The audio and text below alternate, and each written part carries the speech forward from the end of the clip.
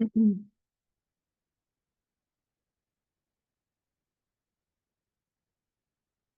Hi, Mark. Hello, Karen. How are you doing today? Doing great, doing great. How about you? Well, I'm still a little tired. I had to be a judge at the precinct in Fletcher yesterday all day, all day. Hmm. Wow.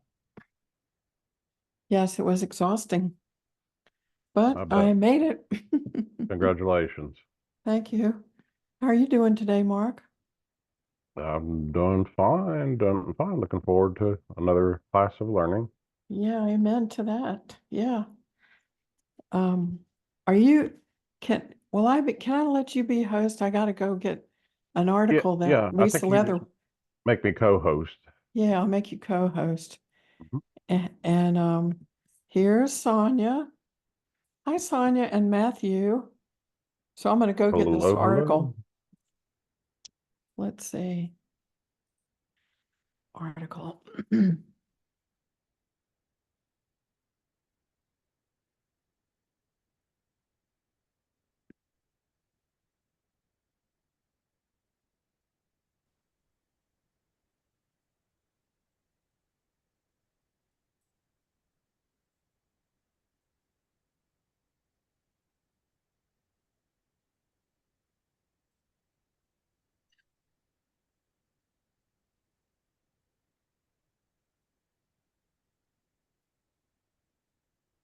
Mac or Sonia, can either one of y'all sing, or you're a good singer where you can provide some audio streaming while we're waiting?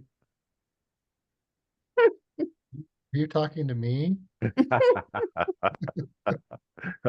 I'm not a singer, so it's I know that. Yeah, it might hurt your ears after a while.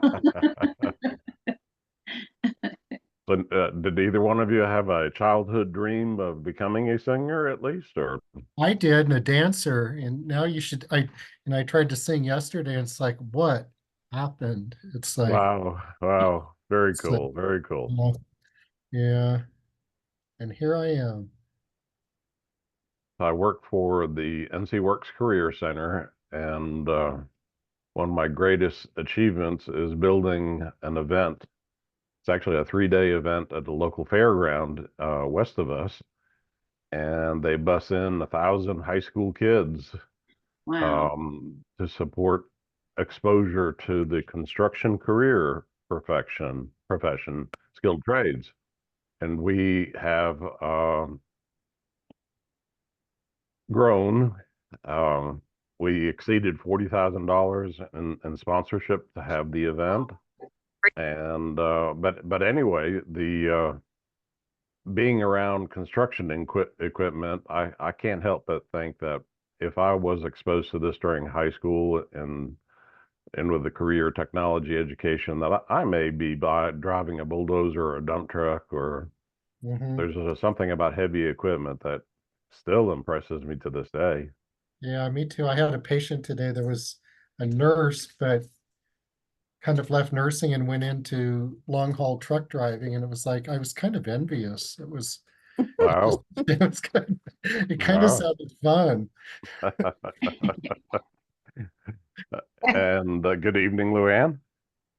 I'm laughing. When I worked in the NICU, there was a, a per diem nurse, and her family was a long haul trucking company. And when she wasn't working as a nurse with babies, she was driving an 18-wheeler. Wow. Wow. I think in today's driving environment, you have to have a special level of tolerance Oh, for cars cutting in and out. And That's true. oh my gosh. Yeah. Good evening, Liz. Hi, Liz. How you doing? Doing Hi, okay. Sonia. Hi, Matthew. Hi, Hello. Luann. How y'all doing? you Good. want to say hello to everybody? Say, I just got my teeth cleaned today, guys.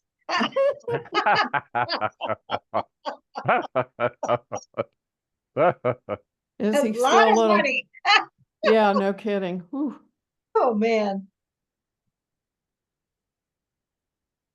Matthew. Are you here tomorrow? Hi.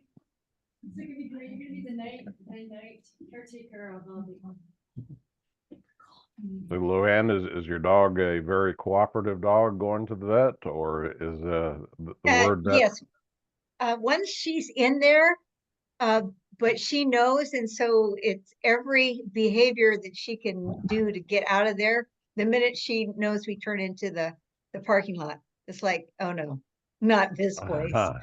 She recognizes it, huh? Yeah. And it's really, she becomes a Klingon, like, A Klingon. Good evening, Lisa, and we Hi, have Lisa. both Lisas joining us. Lisa's are in the class next to each other tonight. It's funny. So I guess we'll start in 3 minutes. Our speaker may not come in till 7:10, but we'll just I know. play it by ear. Want a hug. You have to say good hello, everyone. Okay. I love it. I love it.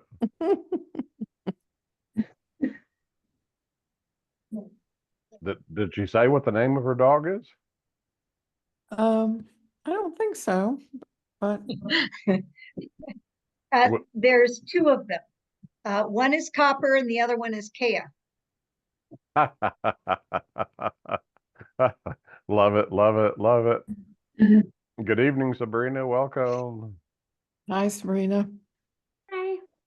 Hi. I'm just in time. Google wanted me to change my password and all that. I'm like, of course you do, Google. Of course it's right now. But I'm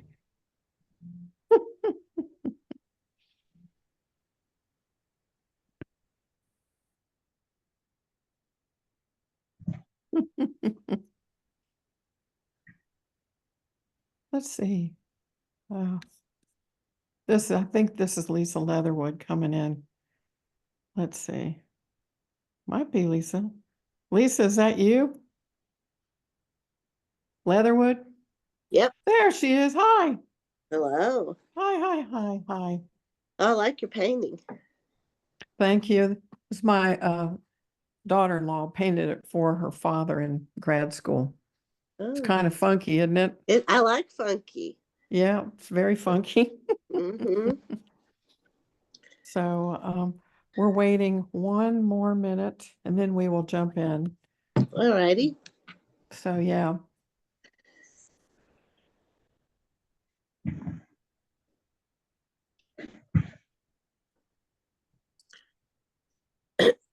So Lisa, what we're going to do is check in. We do a metaphorical check-in each week, and then I'll let the students introduce themselves to you, and then I'll introduce you to the students. Okay. Okay, great. Sounds Okay. good. Great. So at 7 o'clock, we're going to start. All right. So welcome everyone. This is class number 4 in our journey for the Holistic RN Patient Advocacy Training Institute. Start your own Holistic RN Patient Advocacy private practice. So welcome. So tonight we are going to check in as an animal or around a native animal around your part of the U.S. And let's see, I'm going to check in as a turkey, and turkeys are native around here, and they always are up very early and very late, and they're always walking around, and they're low to the ground, and they're kind of stable, and they just keep on. So I'm going to say I'm a turkey and I keep on. I like that. Okay. All right, Sonia, what are you? I am going to go with a gopher. We have lots of gophers here in Oklahoma, and we recently started trying to set up our garden, and just even around my house, there's always like a path where a gopher has gone. And that's what I feel like, because I'm always digging for something, and then I made a path there, and it's always going to be there. So that's how I can relate to a gopher. That's okay. That's great. And Matthew, what about you? I would say this is the week where I've just been kind of a bear, just kind of roaming and wandering. Good night. Wandering and roaming around. I started into the new practice I'm working at, and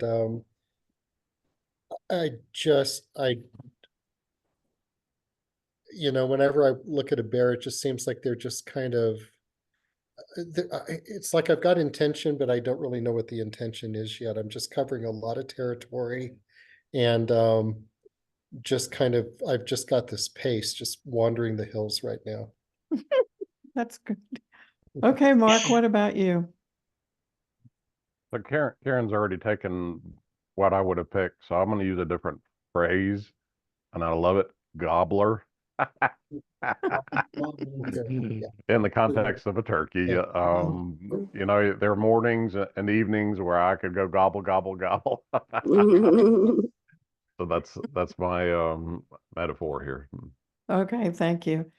Okay, and Luann, what about you? I'm going to go with a red squirrel. They're native and they're everywhere, and they're very high energy, and I really need to have more of that energy, and very creative. I was upstairs, I think this was last week, and I saw that they were using the high-powered PG&E lines for their freeway. That's how they decide what property they're going to come in on. So they just scamper along, and then it's like, okay, I want this house. So they jump on into a tree. So anyway, creative and high energy. That's what I want to be. Okay, thank you. And Liz?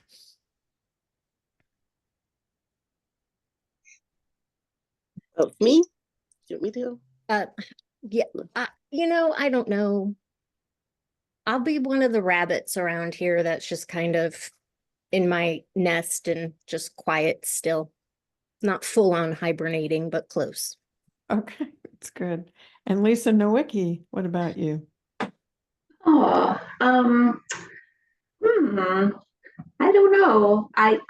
We have these black snakes in our yard, and everyone, well, not everyone, but many people are scared of snakes, but I think they're good. They eat rodents, and I don't know, they don't ever bother me. They're kind of cool. It's kind of, it's kind of an exciting time when I see them because it's rare. So I'll be a black snake. What the heck? I don't know how it applies to me is how I'm feeling. I guess maybe a little bit reclusive, but there we are. Works, thank you. And Lisa Seeds, how about you? I think raccoon. We have a fair number of raccoons in the area. They're always very curious, as am I. And they have family groupings that they like to hang out with. So I love the fact that they're family oriented. They squabble, but they're always family. That's great. Thank you. And Sabrina. Okay, you guys are gonna make fun of me for this one, but that's okay. I'll allow it. So I told you that I've usually been a city girl and that this is my first time in the country. And when I first moved here to the middle of nowhere, there was an animal that kept showing up at my house, and I did not know what kind of animal it was. And I was trying to explain it to my friends, and I was like, look, it's like a raccoon, okay, but it doesn't have the striped tail. And it's like a beaver, but it doesn't have like a flat tail, and it runs around my yard. So I called it Beavercoon, okay? And it stuck, okay? So all my friends know that a Beavercoon is living in my yard, and he has a home under my back deck. Well, Beavercoon has lived there ever since I moved in, and I saw him this morning, and he greeted me. And one of my neighbors says, Sabrina, that's a groundhog, okay? And I've never seen a groundhog ever, and I didn't even know that they whistle. So usually in the morning, if he's out, I say, hi, Beavercoon, and he whistles at me. I didn't even know they can do that. So anyway, me and Beaver Coon are friends. Okay. I feel like sometimes I'm a little too much like Beaver Coon because I feel like he binge eats and he sleeps a lot. But I don't really want to take on those characteristics. But I would say that he's my native friend to the area. That's totally awesome, Sabrina. And Lisa, what about you? Me? I would probably say a deer, because we have a lot that come through our yard, and they're kind of quiet and just kind of hanging out. And I think I would like to be quieter and stiller than I usually am. I think it could do me good to not be so frenetic. Oh, thank you. All right, so now we're all going to introduce ourselves to Lisa Leatherwood, our speaker, and then I'm going to introduce her to you. So if you can tell her your name and why you're taking let's see, your name, what state you're from, and why you're taking this course. And Mark, you can introduce yourself however you want to. So I'll start with Mark. I am Mark with a C. My last name also starts with a C, Zarnecki. I am in the Asheville, North Carolina area, and I do business services, technology support, and very happy to be part of Karen's 8th cohort of this event. It's exceptionally fun to meet people and learn more, as my daughter is a nurse, my sister is a nurse, and it helps in the family dialogue. Thanks, Mark. Thank you. And Sonia. Hi, Lisa. My name is Sonia Frazier. I'm from Ada, Oklahoma. And the reason that I'm taking this course is to help me develop a spiritual clinic in my Indigenous community, just to incorporate a more holistic care for our patients. That's great. And Matthew. Thank you, Sonia. Hi, my name's Matthew Moody. I live in New Mexico. Living in Albuquerque, working in Santa Fe now. I just left a job as the men's provider at the big maximum security prison, and have just joined an old friend of mine in a very holistic nursing center, holistic center in Santa Fe. I just started this week. Awesome. Cool. Awesome. And Lisa Seeds, what about you?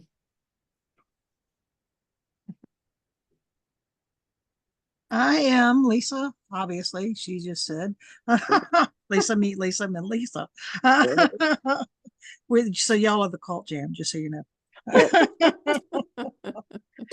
Anyway, I am a nurse. I work as a nursing supervisor for one hospital as the hospital house supervisor. And then I work at another hospital in the OR as the OR supervisor. And my biggest hope is to be more cognizant of my patients and the staff and how they interact with one another and how they counteract one another. So there you go. Awesome. Thank you. And Lisa Nowicki. Hi, I am Lisa Nowicki. I live in Florida, and I am taking the patient care advocacy class because I am looking for an expanded way that I can help my patients.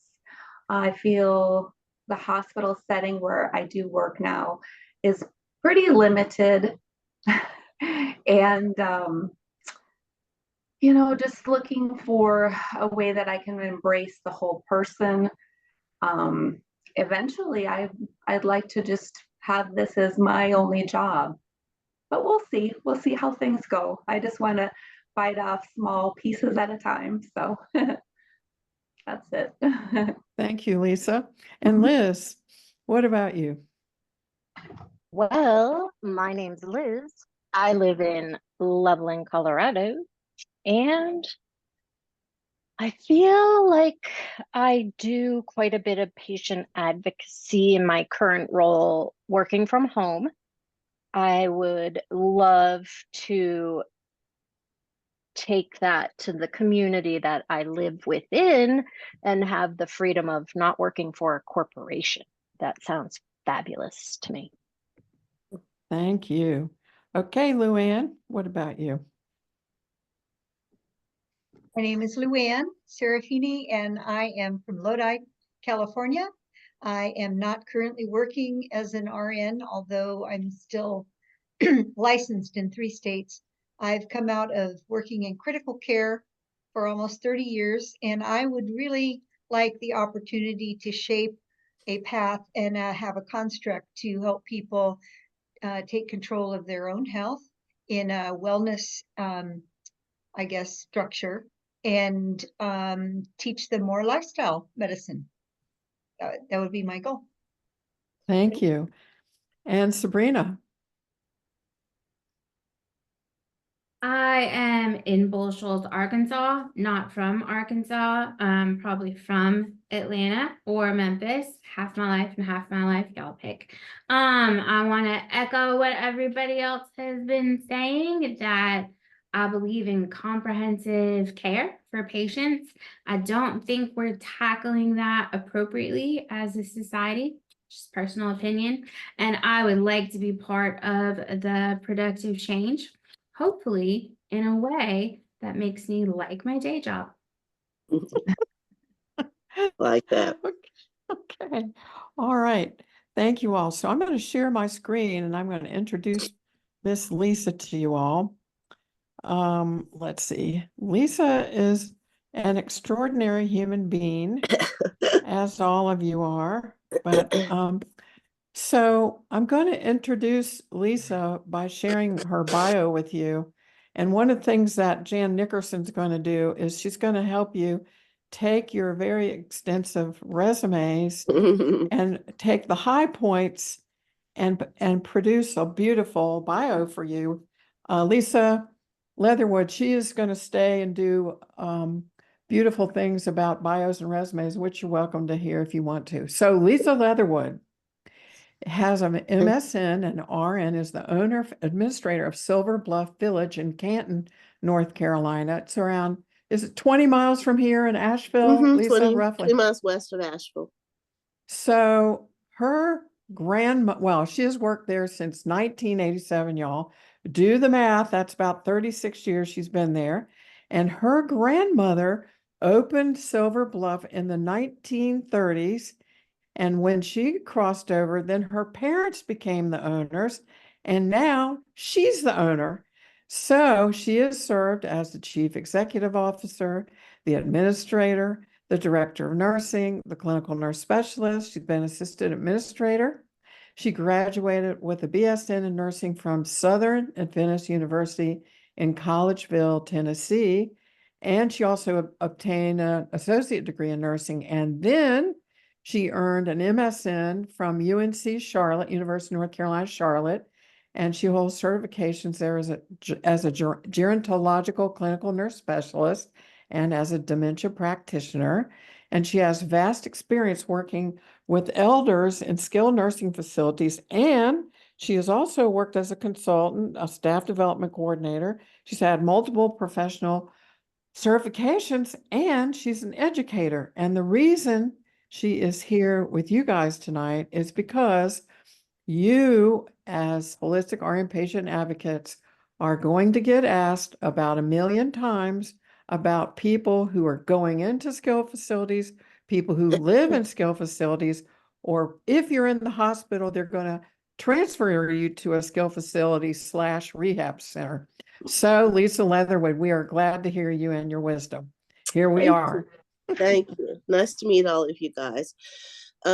So as Karen said, I pretty much grew up in our main building. It's actually 62. My grandparents bought in 1962. I was 3 at the time. And so I literally grew up in the building. The building was built in 1911 and we still operate that building. It was a county home, indigent care, women and children, elderly. Transitioned to just elderly care in the 40s, went private in the 50s, and my grandparents bought it in 62. My grandmother was very innovative and into quality care before that was industry buzzwords. And I think that's kind of where I get what I do. I literally did every job in the building as a kid. We only had central bathrooms because it was built in 1911, and back then, even though it would be the beginnings of assisted living, but we had bed fast patients at that time. And you'd have to carry the bedpans down the hall, and I'd hold my nose and I'd hold the bedpan as far behind me as I could. The residents would say, she ain't never gonna make no nurse. But somehow I did critical care and trauma, and then came back in 85 to long-term care. And so long-term care is my passion. I am extremely biased. I will say that because that's all I've done, since 86, I guess, actually. And so I just want to kind of talk to you a little bit about kind of what's going on in long-term care, what our issues are, and kind of how to look at a facility. So one of the things, Karen, I was on a panel with Karen, for Karen. And, one of the things one of the questions was, well, what happens if the hospital wants to send you to a 2-star facility? So CMS, which is the Centers for Medicare and Medicaid, rate nursing homes, and it's 1 to 5 stars. And first of all, the system is completely flawed. Second, it's a ranking system, not a rating system. So it starts with your survey. So we get inspected. Well, it's supposed to be once a year. It can be less than that, but they take, and any kind of a tag deficiency you get, it has points assigned to it. And so they add the points for the last 3 surveys, and then that's how you get a score. And then the facilities are divided between 1 to 5 stars. Only 10% of facilities can be 5-star at any one time. 20% have to be 1 star, and the other 70% are divided equally between. Oops. Are we okay? Yeah, you froze up for a tiny bit. Okay, sorry. Do I need to repeat? Anyway, so basically it's divided between 1 and 5 stars. So 10% at the top, 20% at the bottom, 70% equally divided between 2, 3, and 4. It's updated every quarter, so it changes just based on what the score is. So if 100% of the facilities in the nation were perfect, never had a mistake, they would still be divided 10%, 70%, and 20%. And so that's the first problem with it. Then you take that 5 stars is all you can get, but let's say you're 3 stars. So then you have the opportunity to earn 1 star back based on your quality measures. Up until last year, if you were 4 or 5 stars on quality measures, you could earn a star back. Now you have to be 5 stars and you get a star back. If you're 1 star on quality measures, you lose a star. So if I was 3 stars and I was 1 star on quality, I dropped to 2 stars. If I was 5 stars, I'd go up to 4 stars. And then the next thing they look at is staffing. Again, it used to be 4 and 5 stars, you could gain a star. Now it's only 5 star. And so if you're 1 star on staffing, you lose. If you're 5 stars, you gain. So then the problem with quality measures is that we use a form. So back in the 80s, the government had no way of really monitoring ongoing care in nursing homes. So they asked a nurse to develop a form. It's called the MDS, Minimum Data Set. We're in our 3rd version of that. And so she developed this form to send out a wide net and capture every possible person in each category, and then have the nurse weed out what's important. So for instance, you have somebody that's bipolar and they're on an antipsychotic. All right, so they would trigger for behavior, for psych and mood and behaviors. All right, so they're totally stable. They're good on their drugs. They have no problems. That would not be a person that you would worry about. However, the government wanted to take this form and then penalize us for it. So the nurse that developed it said, you can't do that. And they said, yeah, we can. So they've hired somebody else to make the form. So if I have someone in my building that's bipolar and they're on an antipsychotic, they count against me. So I lose points for that, even if they're stable, even if I'm doing everything for them. Another example, so let's say your facility is really good at hospice. You take a lot of hospice patients. Okay, those people are dying. They're gonna have issues. They may have wounds. They're gonna, become more incontinent, more bed fast because they're dying. Again, that's gonna negatively impact all your quality measures. because you're going to show a decline in ADLs, a decline in mobility, a decline in continence. And so it's going to impact you. Wounds. Let's say you have a wound nurse and you do really good with wounds. You get 90 days to heal a wound.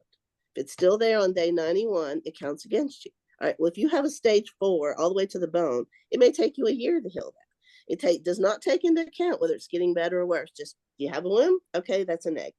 So that's the other problem. Uh-oh. Am I losing? Am I okay? Yeah, I don't know. Hey, Okay. My Mark. screen. My Oh, screen went black. Okay. Anyway, so that's the problem with the quality measures. And so, what I would just say is you can't go by the star rating. So there are facilities that are 2-star that are really, really good. And there's facilities that are 5 stars that are horrible. And so what I would just recommend, is first you visit the building, see what it's like. See, how are the staff? Do you find staff? Are the staff warm and inviting?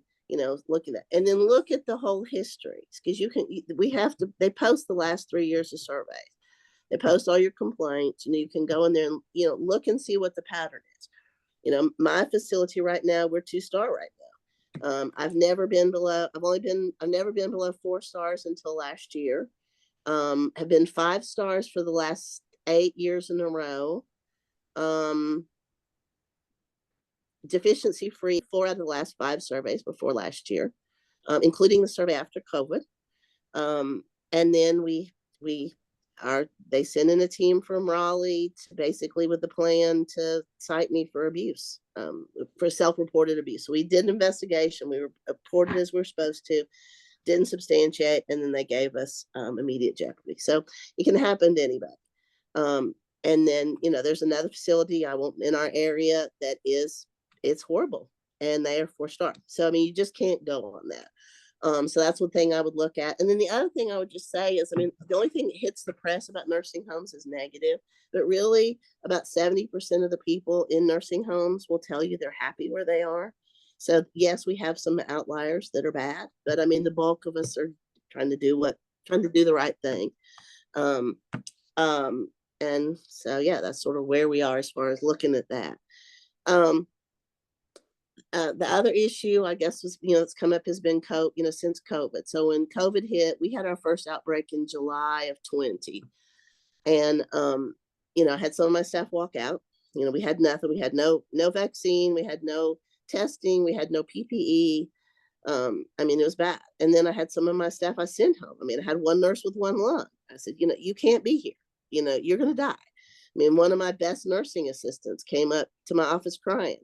And she says, and I said, you have to go home. You're 68 years old. You're Black. You're taking care of 3 90-year-olds in your community. You're all going to die. You have to go home. You have to go home and stay home until we've got something. And so there were people like that. Then we had some that should have stayed and didn't. And so it was really tough. It was a really tough time. But, most of my staff came back once they got vaccinated.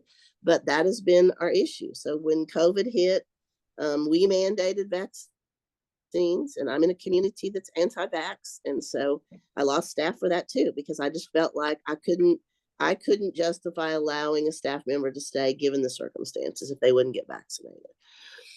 And we have not recovered. So in our state, we're still down 10.5% below where staffing levels were prior to COVID. Nationally, nursing home, most healthcare is recovered and is a little bit better. Nursing homes are still down on an average nationally about 7%.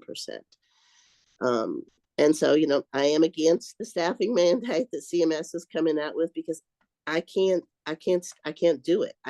The staffers not there. They're just not there to come in. And the other issue we've had is financing, because there's no extra money for staffing that they've given us. And our hospitals are offering $30,000 sign-on bonuses and increased wages. I can't do either one of those. So I think that's been our issue, as far as getting staff back. We are coming back, from those staffing problems, but and just trying to do as much as we can to hang on the staff we have. And so I cut admissions, stopped admissions when we had COVID, and then We closed a wing, which we've just started to open back just because I didn't have the staff. I have a waiting list, but I haven't had the staff to be able to open it.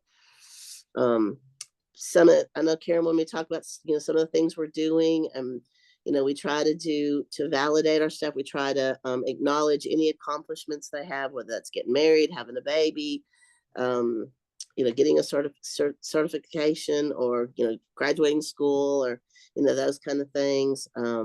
We do a lot, to recognize, we have a Facebook employee page, and we encourage everybody to post, hey, Sally really helped me out the other night, and, I wouldn't have gotten through my shift if she hadn't done XYZ, or, whatever, just to try to boost morale and do those kind of things.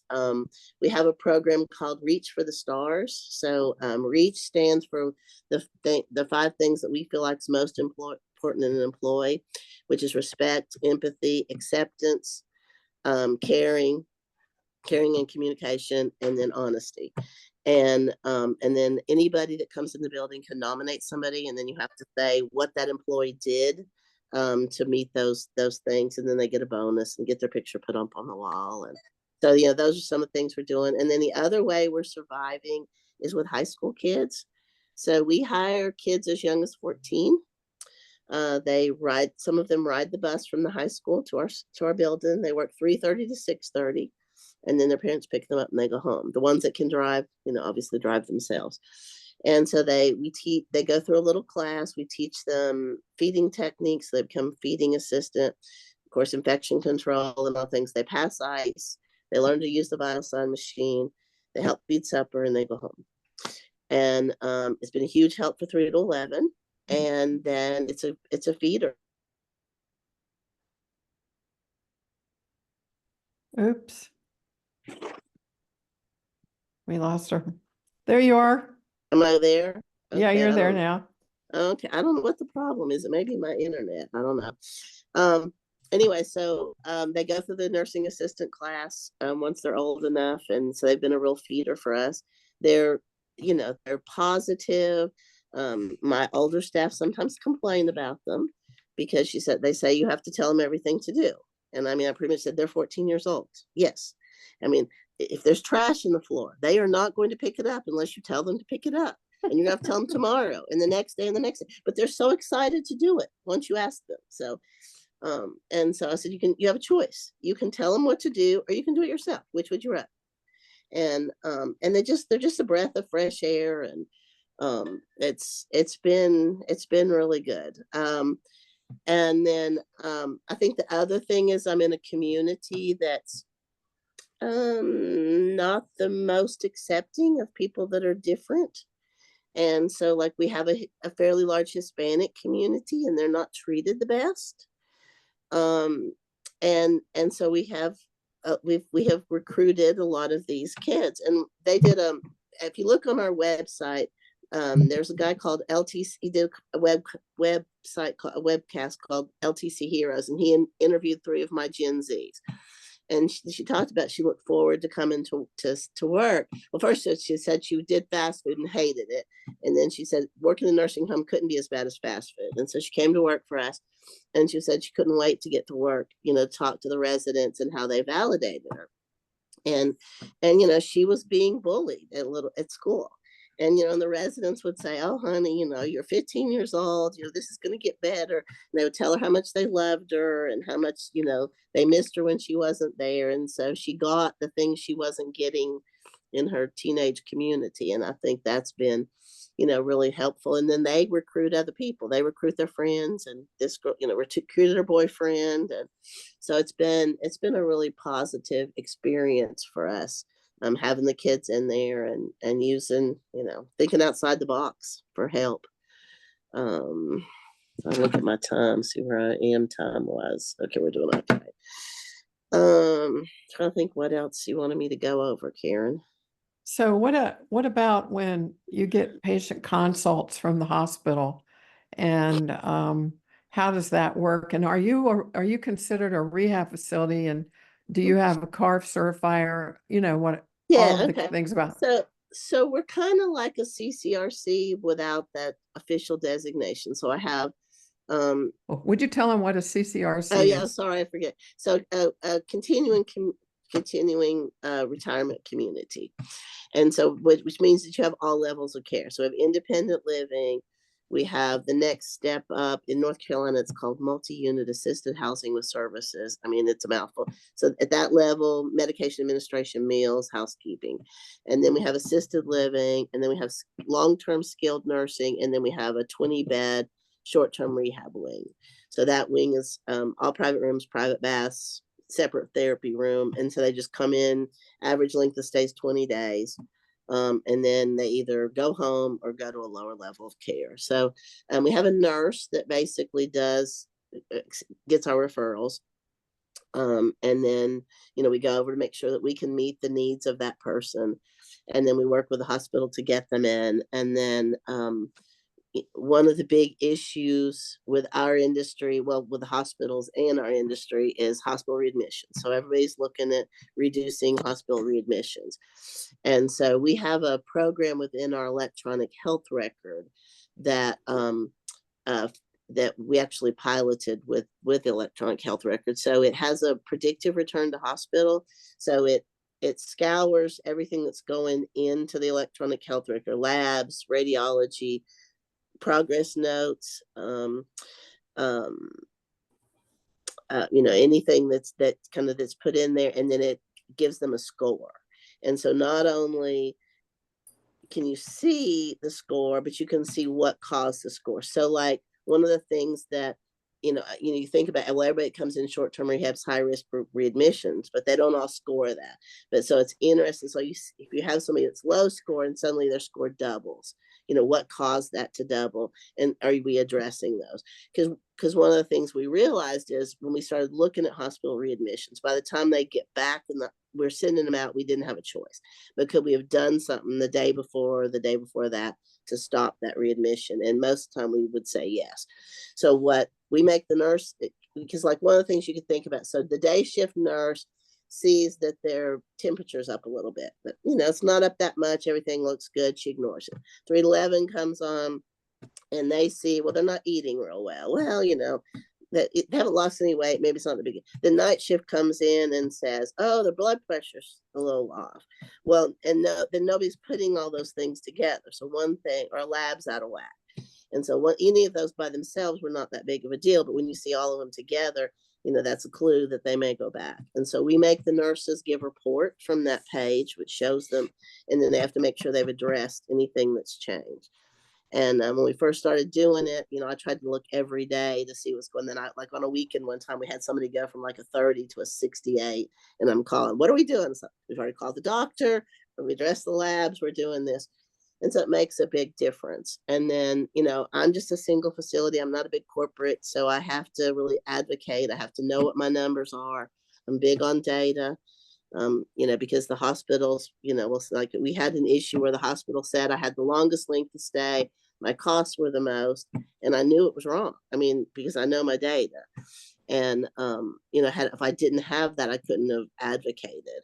And, what we ended up finding out is they were counting everybody on my campus into my short-term rehab, which was not, they weren't short-term. My dad was one of the ones on the list. He hadn't been in the hospital since 2013, and so if I didn't have that data, I wouldn't be able to do that. And then the other thing we've been doing is trying to follow them when they go home. So the issue is once I hand somebody off to home health, they go home, they go to home health. I don't really have control over what's happening. And home health, at least in our area, has a tendency, if somebody calls and says, oh, this XYZ is going on, they say, go to the emergency room. Well, as long as it's within 30 days, I can admit them, and nothing, they haven't like fallen and broken something and need surgery, or, I can bring them back into my facility. So what we do is we have a system. The discharge nurse calls them 24 hours after they've gone home. We go over, all this with them. We tell them within 30 days, all you have to just call us. We can admit you back in if you're not doing well at home. So we call them 24 hours after discharge, 3 days, 7 days, 10 days, 14 days, and then we go to weekly until they've hit 30 days. And so just to touch base, everything going okay. Sometimes if they're having absolutely no issues whatsoever, we might, not keep calling, but we try to follow up with them and remind them if there's something going on, we can bring them back in and try to avoid that hospitalization. And then we work our as Karen knows, our large hospital in Buncombe County, we have no relationship with, and you cannot talk to me there. But my little local hospital that's in my county, we meet quarterly with them. So I bring my data, we go over, and then we talk about what can we do to improve situations, and keep people out of the hospital and doing well. And then the other thing we've added is a respiratory therapist. So we have a respiratory therapist that comes in twice a month, or more often if we have issues, to try to keep an eye on, and working with the nurses on, respiratory toileting and all the things that we need to do to keep people healthy. And yeah, so that's sort of where we are with trying to be a good partner. And I think that's that's the thing that I don't see with some of the other chains and some of the issues. And I had Karen send you an article. It's called When Private Equity Owns a Nursing Home. And that's one of the chains that's not great. And they have a lot of arms. So what they've ended up, basically what happens, so private equity or REITs, so it's real estate investment trusts. So it's basically people with money or organizations with money that they want to invest in real estate. And so when COVID hit, the government basically bailed out nursing homes, or we would have all gone financially bankrupt. And so what the REITs started seeing was, oh, well, this is a business they're not going to let fail. So this is a good place for us to put money. So the REIT comes in with cash, buys the facility. So it's like if you were going to sell somebody your house and they have to go to the bank and get a loan, and house has to be inspected and all those kind of things. Someone walks up to you and says, okay, you want $200,000, here's $200,000 in cash. No inspection, we'll close tomorrow. And that's kind of what the REITs do. So they're offering the owner cash within 30 days, you can be out of the business. Well, then all they're looking at is making money. So they're going to hire an operator to run it. They're not going to run it. And they're just going to say, how much are you willing to pay me a month to take over this business here? And that's all they're looking at. Well, they're not going to hire me to run that business because I'm going to try to provide quality care. And the only way, the profit margin on nursing homes is 1% to 3%. Mm-hmm. No REIT is going to take 1% to 3%. They're going to be looking for 10% to 15%. Then whoever's operating it has got to make money. I mean, you got to make something. And so you're looking at, probably 20% coming out of the business. So if your profit's 3%, where's that other 17% coming out of? I mean, it's cutting care. I mean, that's the only way you're going to do it. And that's what, I mean, one of the issues, the two issues is we don't have enough reimbursement to offer the salaries to be competitive with other healthcare. And then the other is the REITs that are coming in and ruining our industry. And the article that I sent you, so the investment firm is called Porta Piccola. They're out of New Jersey. They now have umpteen different arms of nursing homes. Like in our state, the three they have is Accordius, YAD, and CCH Healthcare. In other states, it's different names. They all claim to have nothing to do with each other. They act like they have nothing to do with each other. They're literally all in the same building. So you can be talking to one of them and you'll see another business behind you because they're in this huge, they cover an entire block in New Jersey. And they're not the only ones, but it's one of the ones. And so they provide less than minimum care. Mm-hmm. If they get into too much trouble, then they just sell the building to another one of their arms, and then they do it all over again. And so it's a problem. It's a real problem in our industry. And when Karen had us do this panel, Karen Rockmore, who's the number 2 in our survey agency, was there, and she just said, talked about that they don't want to shut facilities down. And they don't, because, all right, so if they let's just say tomorrow they decide to shut my facility down. I have 100, and if I'm full, I have 196 on my campus. There are not 196 beds available in my county, probably not in the next county. So the state is going to be responsible for moving every single one of those persons and finding them. They don't want the hassle of it. And the families aren't going to want to be scattered hither and yon. I mean, in some states, you might have to go 100 miles away to find another facility. And so they're not going to shut them down if there's any way they can help it. And in as far as I know, there have only been 2 facilities shut down in North Carolina, and that just recently happened. Who were they? Who were they, Lisa? Do you remember? I think it was 2. I know one of them was an Accordius building, and I think they both may have been. And one of them was, I don't know, the one in Winston-Salem that, during, I don't know if you remember, during they had a snowstorm and none of the staff showed up and they didn't call for help. And then so one of the residents called EMS and they literally had dead residents in the building that nobody knew. Lord. Yeah, it was bad. It was bad. But, and then I think that I'm not sure. I think they were both Accordius buildings. But yeah, I mean, that's the problem is, in my opinion, they spend too much time checking boxes and looking for things to cite and not enough time on the problem facilities. And our industry has advocated for a long time doing less frequent surveys for those high performers and more for the poor performers. But I also get the point, my facility, I mean, tomorrow, if you have a major change in staffing, it could go down the tube. So I do understand that side of it too.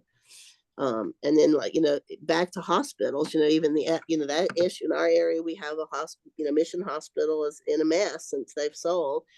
And, and even their attorneys even came out and said, we never said we were going to provide quality care when we bought this hospital, which my hair's on fire, but they're too big to fail. I mean, that's just the reality. There's no way that anyone's going to shut them down because they're too big, and they know that, and they know they're not going to do anything. And I don't know how we fix it. I don't know how we get back to having only people that provide, are in it for the right reasons. I did have a resident, client in an Accordius skill facility. It was god awful. So she only stayed a month and I was able to find her another place. It was deplorable. It's deplorable. It is. And they pay the most.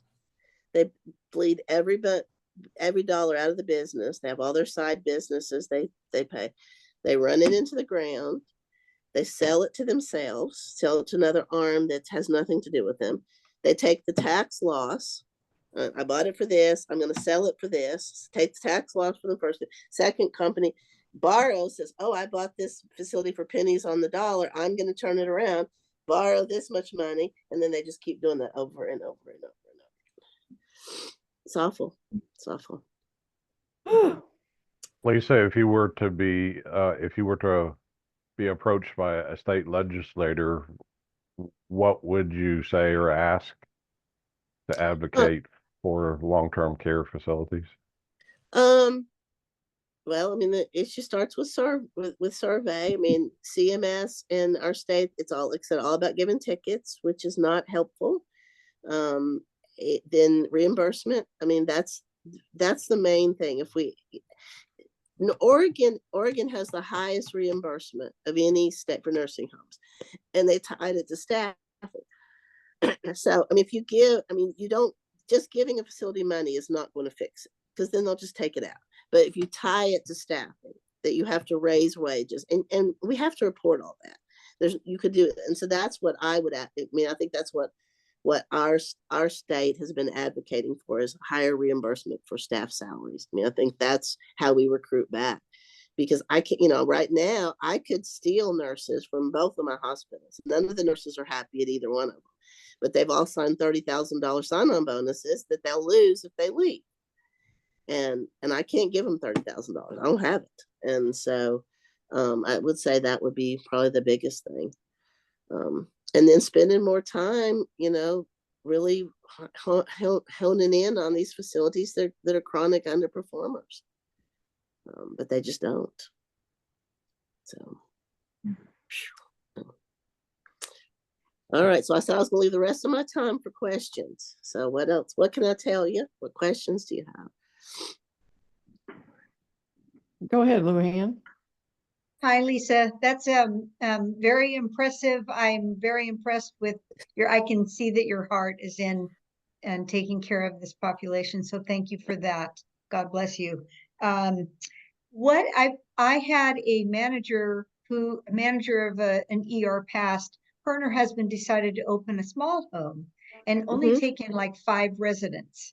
But she wanted to create like a real family atmosphere. And so that would be very different than what you're doing. Is there a business model for that? Or is that, I mean, I'm just curious. It sounds like if there were enough people doing that, it could maybe offload the burden. Yeah. Yeah. So every state has different rules on what you can do. So like in North Carolina, at the assisted living level, they're called family care homes. So you can take up to 6 residents. Okay. And you have to get a license, and there's some things you have to do, but yeah, it's definitely doable. And then there was a guy out of, West Coast. I want to say Washington State. Maybe anyway, West Coast. And he came up with Oops. There you go. into smaller groups. And so he came up with this thing where you'd have like little homes that were all hooked together on one campus and have 10 to 12 residents in each one. It's a great idea, extremely expensive. And so, but I mean, I think there are some folks doing that. And I think that, yeah, if you have the ability, the issue with 6 or less, my concern, unless they're pretty independent, you're going to have a hard time making it financially, because you're going to have 24-hour supervision. And so I think that, but you could, if you took like at my assisted living, I have several younger patients that are, alert and oriented, continent, can dress themselves, sleep through the night, those kind of people. Very doable.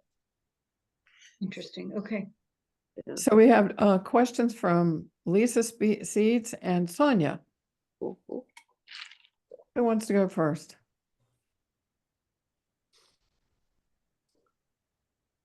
Sonia, you go first, Anna.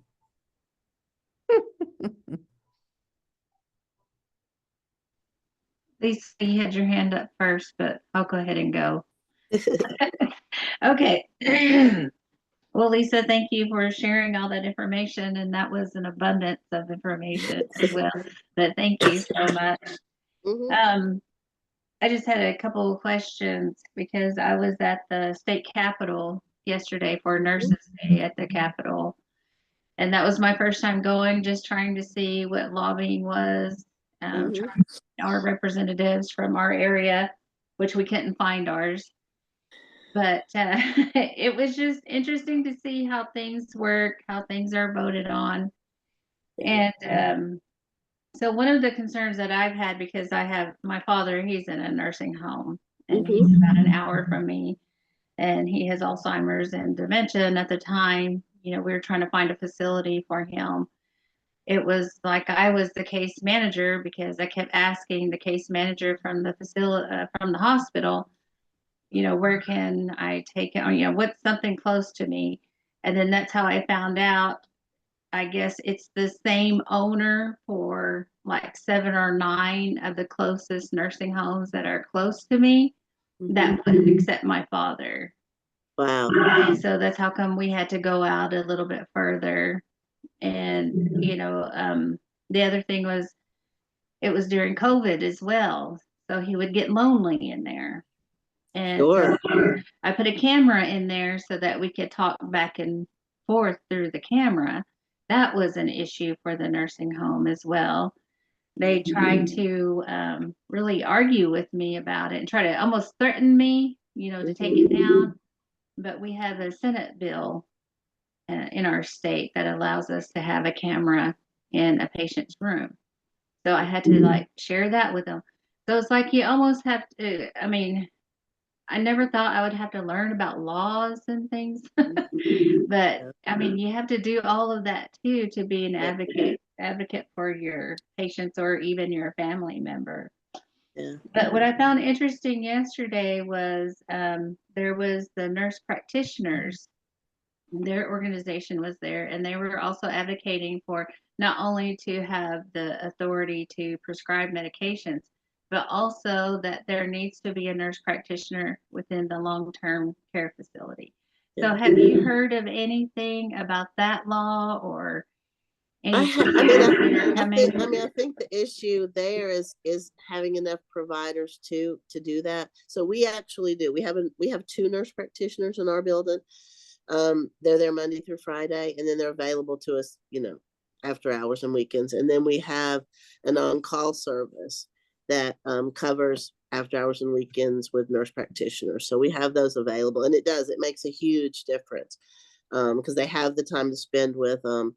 And yeah, I definitely think it's important, but it's difficult to find them because we had a PA before the one nurse practitioner, and then when he left, I couldn't find anybody, and so we went with a company, and they provide the nurse practitioner during the week, and then the on-call coverage. But no, I definitely think it's hugely important having somebody in there regularly, which some facilities don't. You're only required to be seen every 30 days at the beginning, and then every 60 days after that. And it's not enough. I mean, my medical director comes every Friday, and then I have 2 nurse practitioners Monday through Friday. So yeah, it's really important. Yeah, Lisa Nowicki and then Lisa Seeds both have questions. Lisa Seeds. So this is, it may be a redundant question, but it probably shows my ignorance. However, my concern is the amount of skilled staff you have in these facilities. So, I mean, years ago when they started Magnet, at the hospitals, they wanted 80% to be BSN by 2020. And is there anything that's even remotely like that for the nursing care facilities that may help benefit those people that are working there to actually get a better pay period or a better paycheck, or will that make a difference? Well, I mean, the problem is availability. So CMS, so Center for Medicare and Medicaid Services, that's who oversees us federally. They are trying to mandate, they want to change our staffing to only count RNs and nursing assistants, which to me is insane because we use a lot of LPNs, and they don't want to count them at all, which is, that's ridiculous. And there's just not the RNs out there. I mean, both of our local hospitals, don't have enough RNs. I have more RNs than most facilities, only because we don't have an LPN program in our county, and so they only turn out RNs, and so we do have a little bit more than most do. But yeah, I mean, without the money, I don't know how we're going to do it. I can't compete. I mean, my base salary is similar to the hospital, but I can't offer. I mean, my one hospital was offering $90 an hour for PRN nurses. Whoa. I can't pay that. I can't. Yeah, Haywood was not in their PRN for $90 an hour. I can't do that. I mean, I don't have the money. Yeah, and that's been. I think that's funding is really the issue with that, and then turnout. I mean, our community college is the only thing I have turning out RNs. They have 60 slots. They currently have 20 nurses in their program, so 40 of their slots were empty. This year that just started, I think they were closer, but they shut down. They had 3 community colleges doing it. They're the only ones doing it now because they couldn't get enough people into the program. I think that's one of my other concerns. I mean, years ago we got rid of so many of our LPNs, and they were absolutely wonderful and taught me so much when I first came on. And I mean, we're not utilizing them like we did before. We're not using the the practical nurses either. I mean, but I feel like this would be very beneficial for some facilities that are like this, that don't have gobs and gobs of funds. And obviously the state and the federal regulations are telling us what we can and cannot do.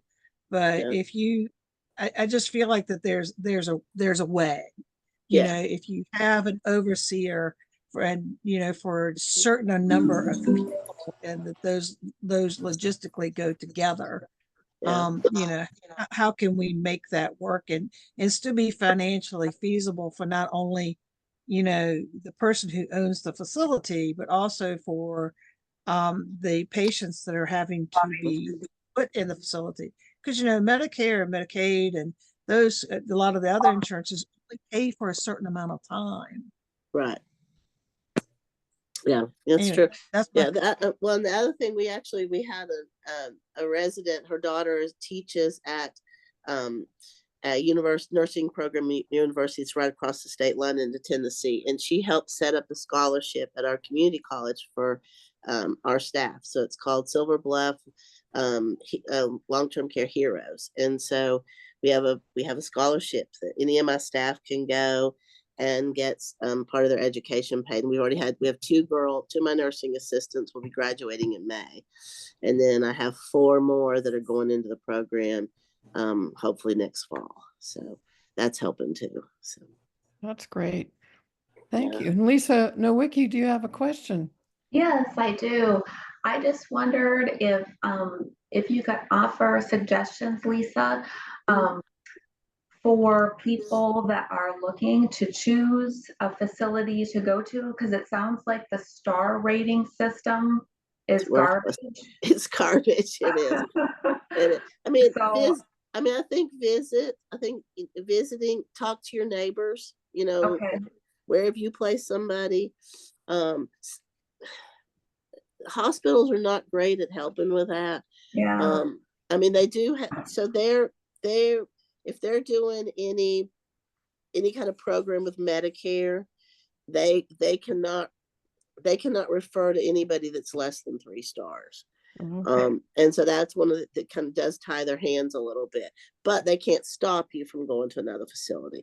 But that's what, we really advocate with our community, come see us, come take a tour, do that. And then when they go in the hospital, because especially Mission Hospital, they will not recommend us. We are not in their preferred network, never have, and they'll do everything in their to keep them from coming to my building. And so I just tell people, call and make a reservation. And that's what I say. If you're gonna have knee surgery, call and make a reservation. And then you just tell the discharge planner you will have a reservation. And the first time we had that happen, the discharge planner said, she says she has a reservation. I said, yes, we have her on our calendar. We're expecting her on this day. And so, I mean, I think that's it's really just visiting and word of mouth is your best thing. And like I said, if you go on Nursing Home Compare and you look at everything there, you kind of will get a sense by looking at their whole history. Is this a chronic, if they're chronically having, issues, then, like you look at mine. All right, I have one really bad survey. It's, I didn't deserve it, but it's what happened. But if you look at everything else, I was deficiency free the 2 years before that. My complaints are minimal. So those are things you can look at too. But I think just visiting, I mean, that's what everybody tells me is how, warm our facility is. Tell us about where, when you go into a facility and you want to see their last 3 reports, where should they be posted and how can we get them when we go in there? So if you go on Nursing Home Compare, which is the federal site, just put in Nursing Home Compare, you go to the federal site, you can put in any facility in the nation and they have it posted there. But in addition to that, every facility is federally mandated to have them available. So some people will post them where you walk in the door. Some will have a sign that say it's in the administrator's office, the social worker's office, whatever. But they're required to either have them posted where your current survey has to be posted where the residents and the families can reach it. Your prep 3 years prior to that has to be in the building available.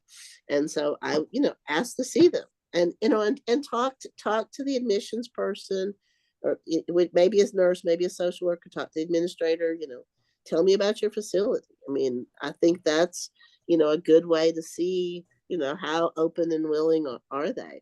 Because I mean, you walk into my building and there's half a dozen people, we will have somebody available if you walk in and we will tour you.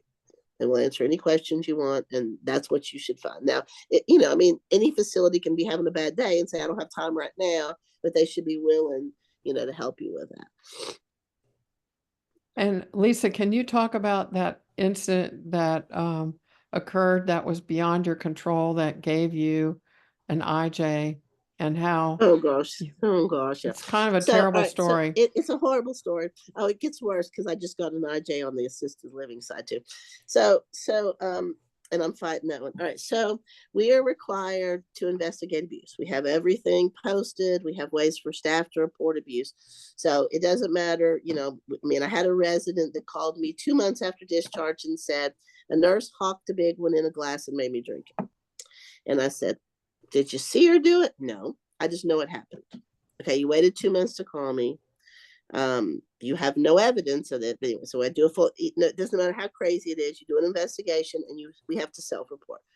So we had a resident with a BIMS of 8 who didn't want to bathe or change her clothes. And so the staff, you know, went in multiple times, finally convinced her to take a shower, got her in the shower. She thanked them, said, you know, thank you very much. I feel better. She ended up with a bruise right here between your thumb and your finger. 3 days later, her daughter comes in and says, I think they roughed mom up in the shower. So we did an investigation, figured out that when they transferred her, the nursing assistant held her like you're going to shake hands, and her thumb probably caused, she's on a blood thinner. The resident was. And so, you know, we investigated, family satisfied, you know, nothing, you know, this is how the bruise happened. We reported it just like we were supposed to. 3 months later, they sent a team from Raleigh. So I normally get surveyed by Black Mountain. Sent a team from the other end of the state with the plan to give me this deficiency. They never spoke to anyone involved in the investigation. Did talk to staff that did it, called the family before they even had called to get permission to give me these tags. Told them they were giving us the 3 worst tags they could give us, that we had definitely abused their mother, we definitely caused her mental anguish, and we'd lied about it. So then I called the family to try to figure out what's going on. The son's screaming at me, calling me everything but a child of God. F you are an effing liar. And she told me what you said about it. I said, I've never spoken to this survey. She hasn't interviewed me. I have not said one word to her. No, she told me that you said it was all my fault this happened. And you're not, you know, it was just on and on. The family never spoke to us again. They would move their mother, but never spoke to anyone in my building again. And so I get these tags. So then 3 weeks ago, so BIMS of 8. So I get it because I should never have asked her to take a shower more than once. Once she said no, we were supposed to stop. So staff did that. She had a lot of respiratory problems. She wouldn't wear her BiPAP. She ends up in the hospital. She ends up dying. It was ridiculous. All right. So then on the other side, on my ALF 3 weeks ago, I get a similar tag, someone with a BIMS of 26 out of 30. And he ended up having an accident in our building. And they said, I should have forced him out of the building against his will, against his rights, because I should have known he was going to have this accident. And therefore, I should have forced. All right. So I have BIMS of 8. I'm supposed to let her make her own decisions. BIMS of 26. I'm not supposed to let him make his own decisions and kick him out of the building with no support system in the community because I should have known he was going to have an accident. I mean, it's crazy. And that's what's effed up about the survey system. I mean, it's all about giving tickets. So That's a lot. it's a lot. It's a lot. It's a lot. I think we're out of time. So in Asheville, you all know, you don't know that Silver Bluff is held in extremely high esteem because of Lisa's leadership and because of her perpetual working to retain staff and doing innovative things like hiring teenagers and growing them up in the facility as employees, and they want to stay there. So well, and I gotta tell you one other real quick story. I know I'm over my time. So Point Click Care is our electronic health record. They're wonderful. They're out of Canada. They do an annual summit, is what they call it. We were in New Orleans last week. And so I went to this dinner with my account managers, and this girl came up to me. I may cry. Anyway, she comes up to me at dinner and she said, I know you don't remember me, but she said, I was a nursing assistant in the 90s. And she said, your facility was my first job. And she said, I took the job. We have on-site child daycare. So I took the job because you had childcare for 311. And I was a single mom with a brand new baby. And she said, I went to work there, and she said, the family environment and how good you were to me.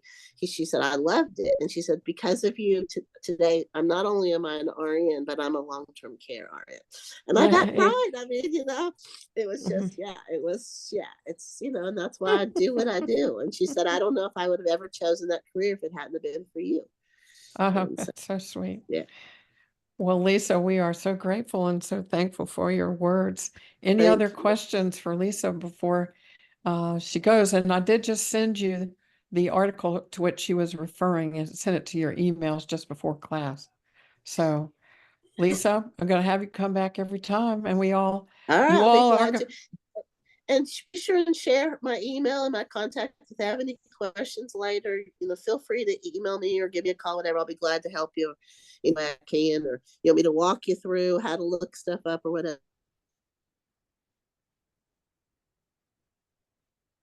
She froze one more second. Oh, you froze there sorry. for a second. Oh, So we sorry. are grateful. So thank you so much, Lisa. And it is 8:07. So we'll come back at about 8:13. 8:13. So can I ask Mr. Zarnecki? Do you have daughters in Haywood County? I don't. Oh, okay. Because I know some Zarneckis here, so that's why I wanted. All righty. So thank you. Thank you so much, Lisa. And we'll take 5 minutes, and Jan is on the phone, and we come back. We'll introduce you to Jan, and we'll get started on our beautiful bios and beautiful resumes. Thank you, Lisa. That's great. Thank you. Thank you. Okay. I've always wanted to do that. Okay. So I'm going to introduce Jan Nickerson. So I'm going to share my screen with you. So Jan Nickerson, I met her through one of my classes, but let's see. Oops, that's not the right one. Let's go to the right one. Let's see. Jan Nickerson. Okay, here she is. So Jan has a very extensive resume. I'm not going to go everything, but she has been a career transitions counselor, and she's been an executive search consultant for 10 years, and she's been an advocate for technology. Most recently, she was just talking about in her facility and trying to get higher upload and download speeds. And she's no stranger to many hats. And she's been a hiring manager for corporate management. And she was chief financial officer at an electronic banking subsidiary of Chase Bank, and then at the Girl Scouts for the Boston chapter with 40,000 members. She is also equally comfortable finding great people for the largest U.S. retailer as she's working with startups, having been on a team that launched a $100 million startup introducing air miles to North America.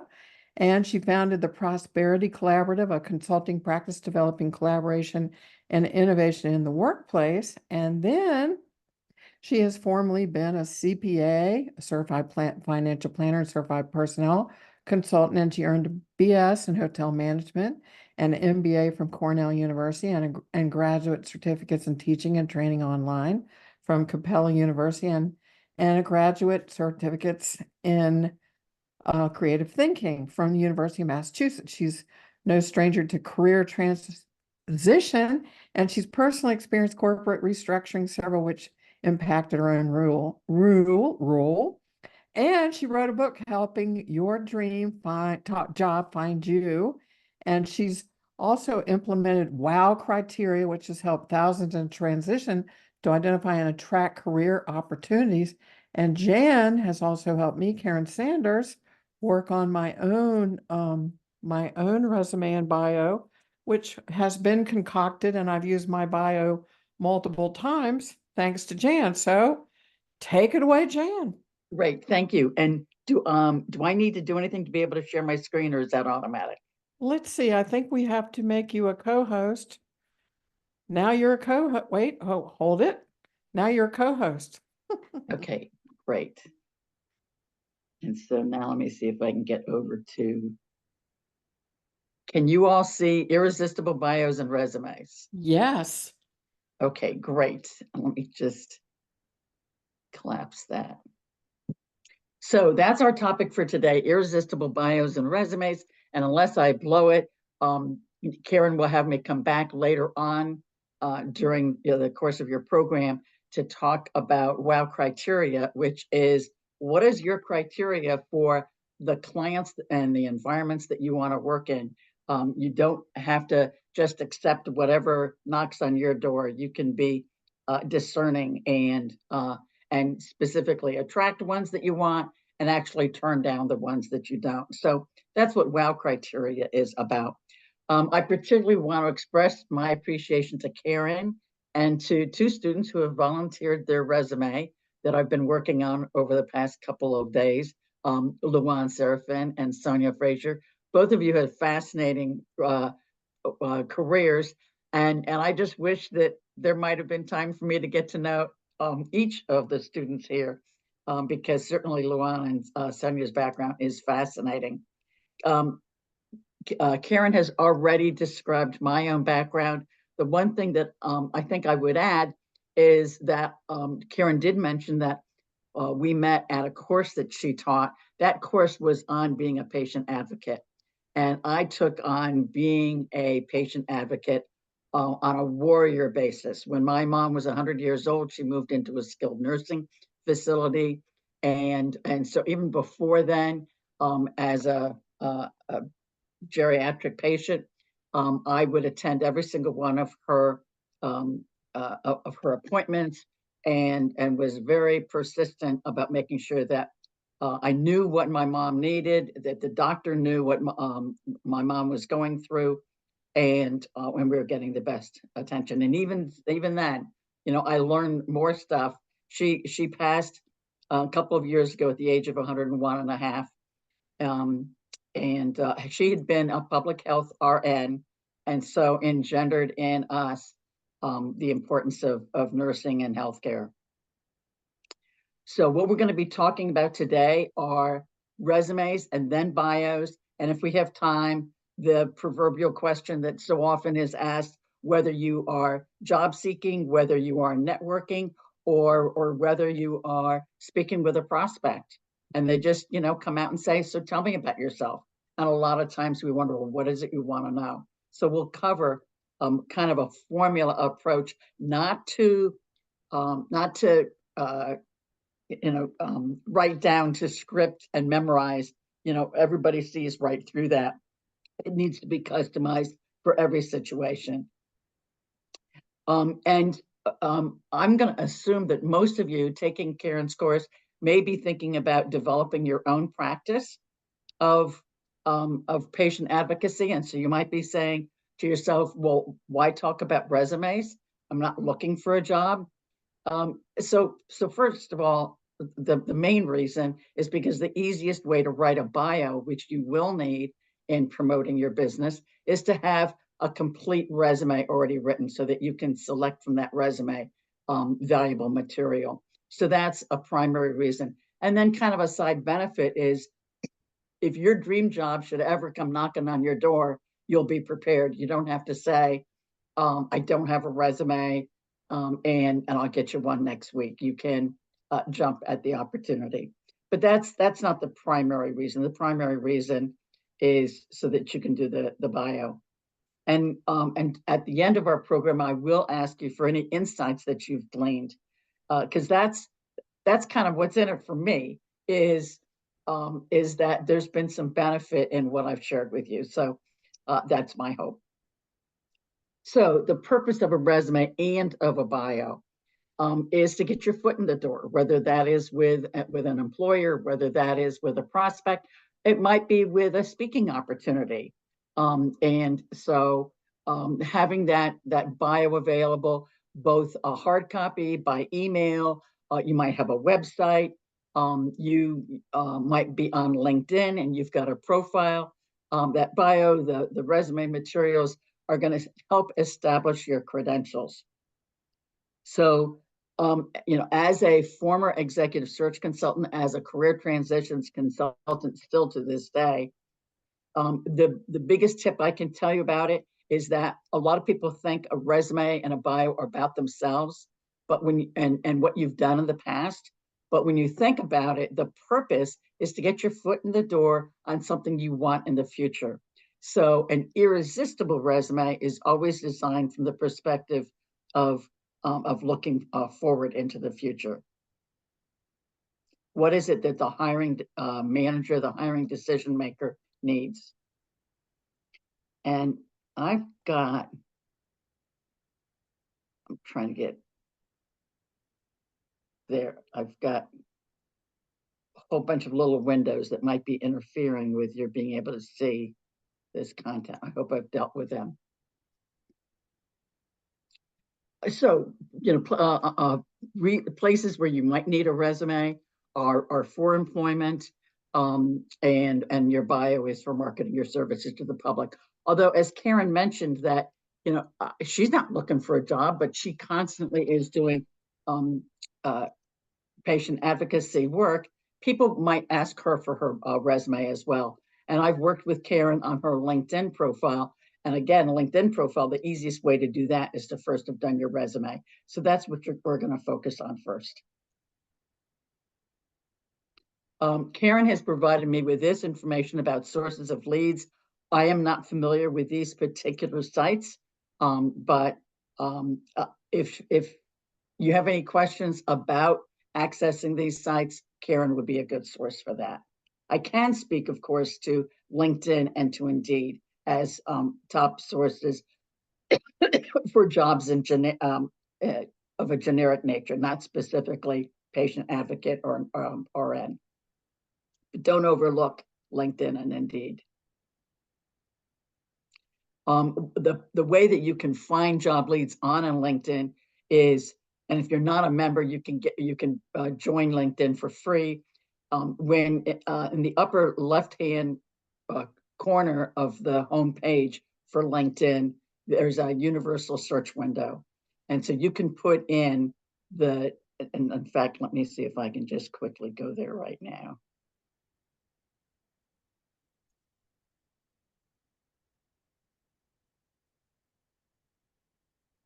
So I'm on LinkedIn. This is what the homepage looks like. If I put in the term patient advocate, what's going to come up are a whole bunch of different databases I can be looking at. People, jobs, companies. So if I'm looking for what jobs are posted out there for patient advocates, I could click on jobs, and here it says there's 720.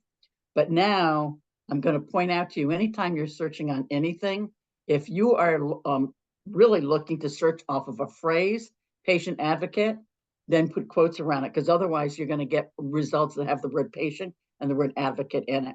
So there's 720 results that we see right here. As soon as I put quotes around this, that goes down to 272. So you will have saved yourself a lot of effort. If I'm specifically looking for jobs that have the word patient advocate and RN associated with it, that brings it down to 2. So I've just saved, you've just saved yourself a lot of time by putting in the criteria of what you're looking for.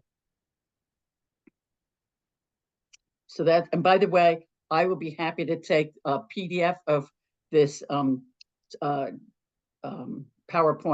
and share it with you all so that you can go back and reference it, including my contact information. So here's a good tip for identifying what should you put on your resume and on your bio. If it's not all about everything you've done in the past, but if it is also focused on what is it that the decision maker is looking for. So if you were applying for a position, you would look for a job posting that is attractive to you. And it's not necessarily one that you're going to apply to, but you just want to get a sense of how can I understand looking at the jobs that I want from the perspective of the hiring manager. And so what you would do for each of those for a couple of those job postings is highlight in green all the responsibilities and qualifications required that you have and or on your bio or your resume, check. Then highlight in yellow those that you have, but they're not on your resume or your bio. So maybe they should be. And then anything that's not highlighted are ones you don't have. So think about what are the transferable skills that you have that you need to make sure are on your resume, so that and bio, so that you can indicate that's something that you can quickly adapt. So the next question I'm going to pose to you is, imagine that you are the decision maker. You are a prospective client, and they have identified 10 postings, 10 bios. Somehow they've identified 10 people who could be patient advocates for them.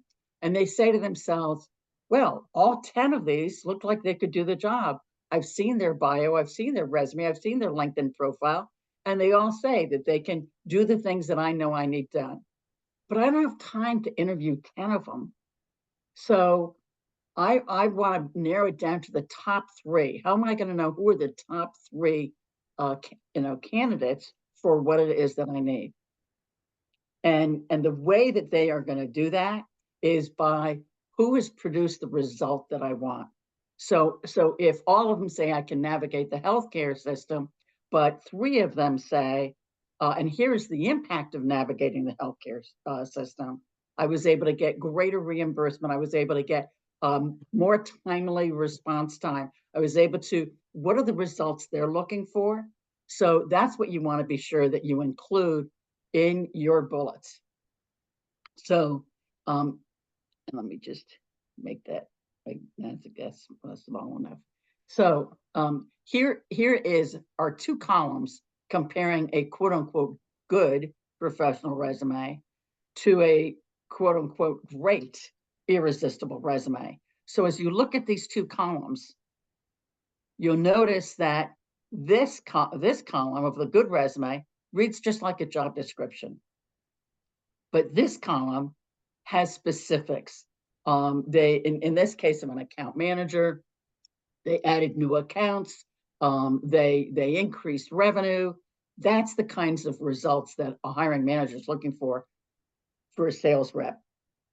So think about, maybe you had some KPI, maybe you had some metrics. So without divulging anything that is confidential, the more that you can put down some quantified results, the more irresistible your resume will be.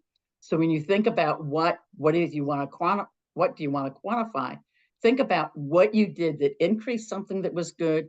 What did you do that reduce something or improve something that was good?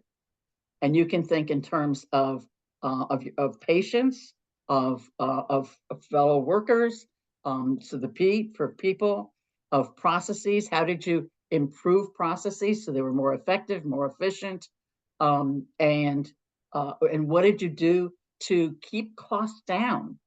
So that might be of great relevance to your client asking you to navigate the healthcare system for them. If you can't quantify results, quantify scope. How many patients did you work with? And if you can't quantify impact, then at least show examples. So I have taken, let me just see where I'm going on this.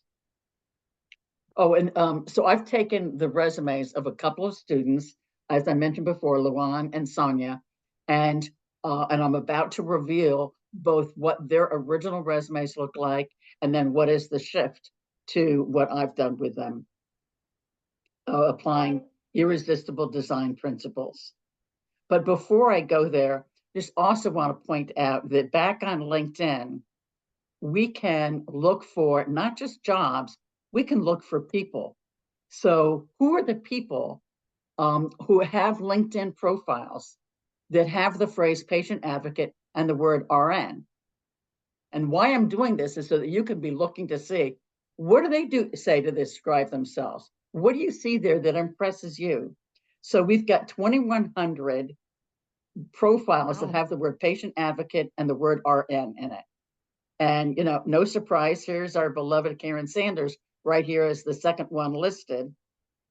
And so you can go through and you can see, what has she said in the about section?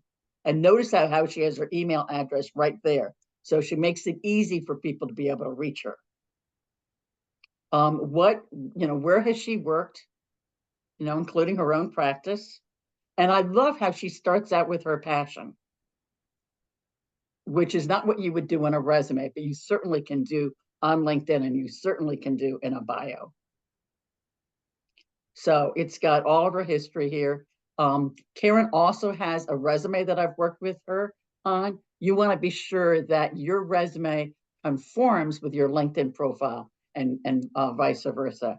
If there is a discrepancy in what year you started, what year you ended, where you were, things like that, that lack of attentiveness to detail can reflect poorly on you, because the people who are hiring you, whether that's a position or as a their patient advocate, they count on you to be able to handle the details. And if you can't handle the details and consistency in your own LinkedIn profile and resume, that counts against you.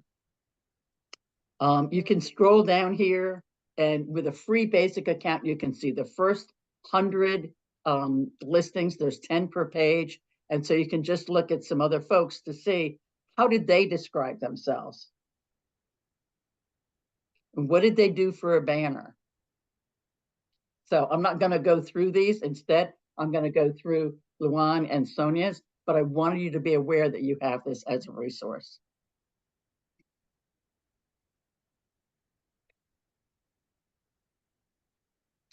Resume format is important on the resume side, because people don't spend a lot of time with a resume that doesn't look like it's going to provide them with what they're looking for. And so on the first pass, when people are sorting through resumes, deciding if they're going to spend more time with it or not, if they can't find what they're looking for in 6 to 8 seconds, it goes in the no pile and they're on to the next one. So you need to make it easy to find what they're looking for. And this is a sequence that will help them do that. The top third of a resume is where you can provide the essential contact information and where you can brand yourself. So in the case of, this is a made-up person, Jan Smith, with phone number, email address, and how to access them on LinkedIn. And the reason for that is because you can keep LinkedIn up to date. You can't keep a resume that you handed out to somebody 6 months ago. You can't go back and keep that up to date. So the way to make it easy for people to be up to date on what you're doing is to provide your LinkedIn profile URL. So the elements I like to see in a summary is, first of all, a one-line headline. So I like to see, what is the title that you want people to know you as? So you might be an RN who's been working in oncology or has been working in the emergency room, but if the purpose of your resume is patient advocacy, I don't care if you've never had that title before.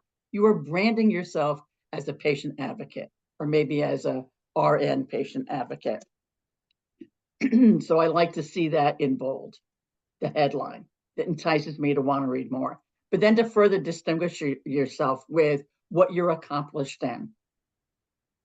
And then I like to have kind of a tagline. So when I think of tagline, I think of Nike, and everybody knows that Nike is just all about just do it. So what does everybody know about you? You know, you're on the scene, you know how to handle this. What do we know about you?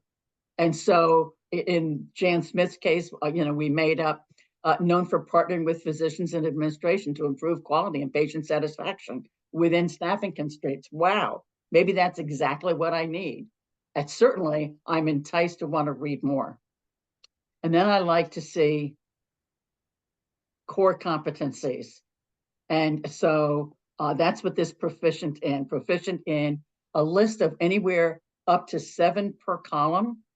And if I've got more than 7, then I'll use 2 columns. And the reason for that is because any list that's more than 7, the human mind can only chunk 5 to 7 items. It skips the entire list if you have a list of more than 7 items.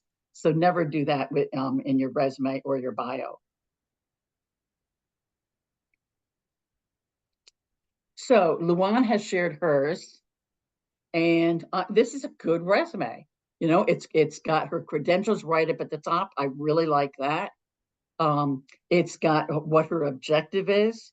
Although it's in today's world, we tend to, instead of using the term objective, we use the term summary, and this is where we brand you.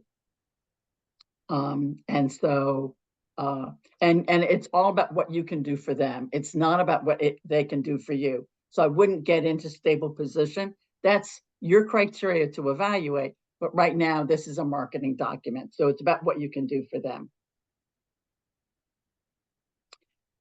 She's got degrees, she's got licenses, she has something called white space. All this section that has, it doesn't have text on it, that's white space.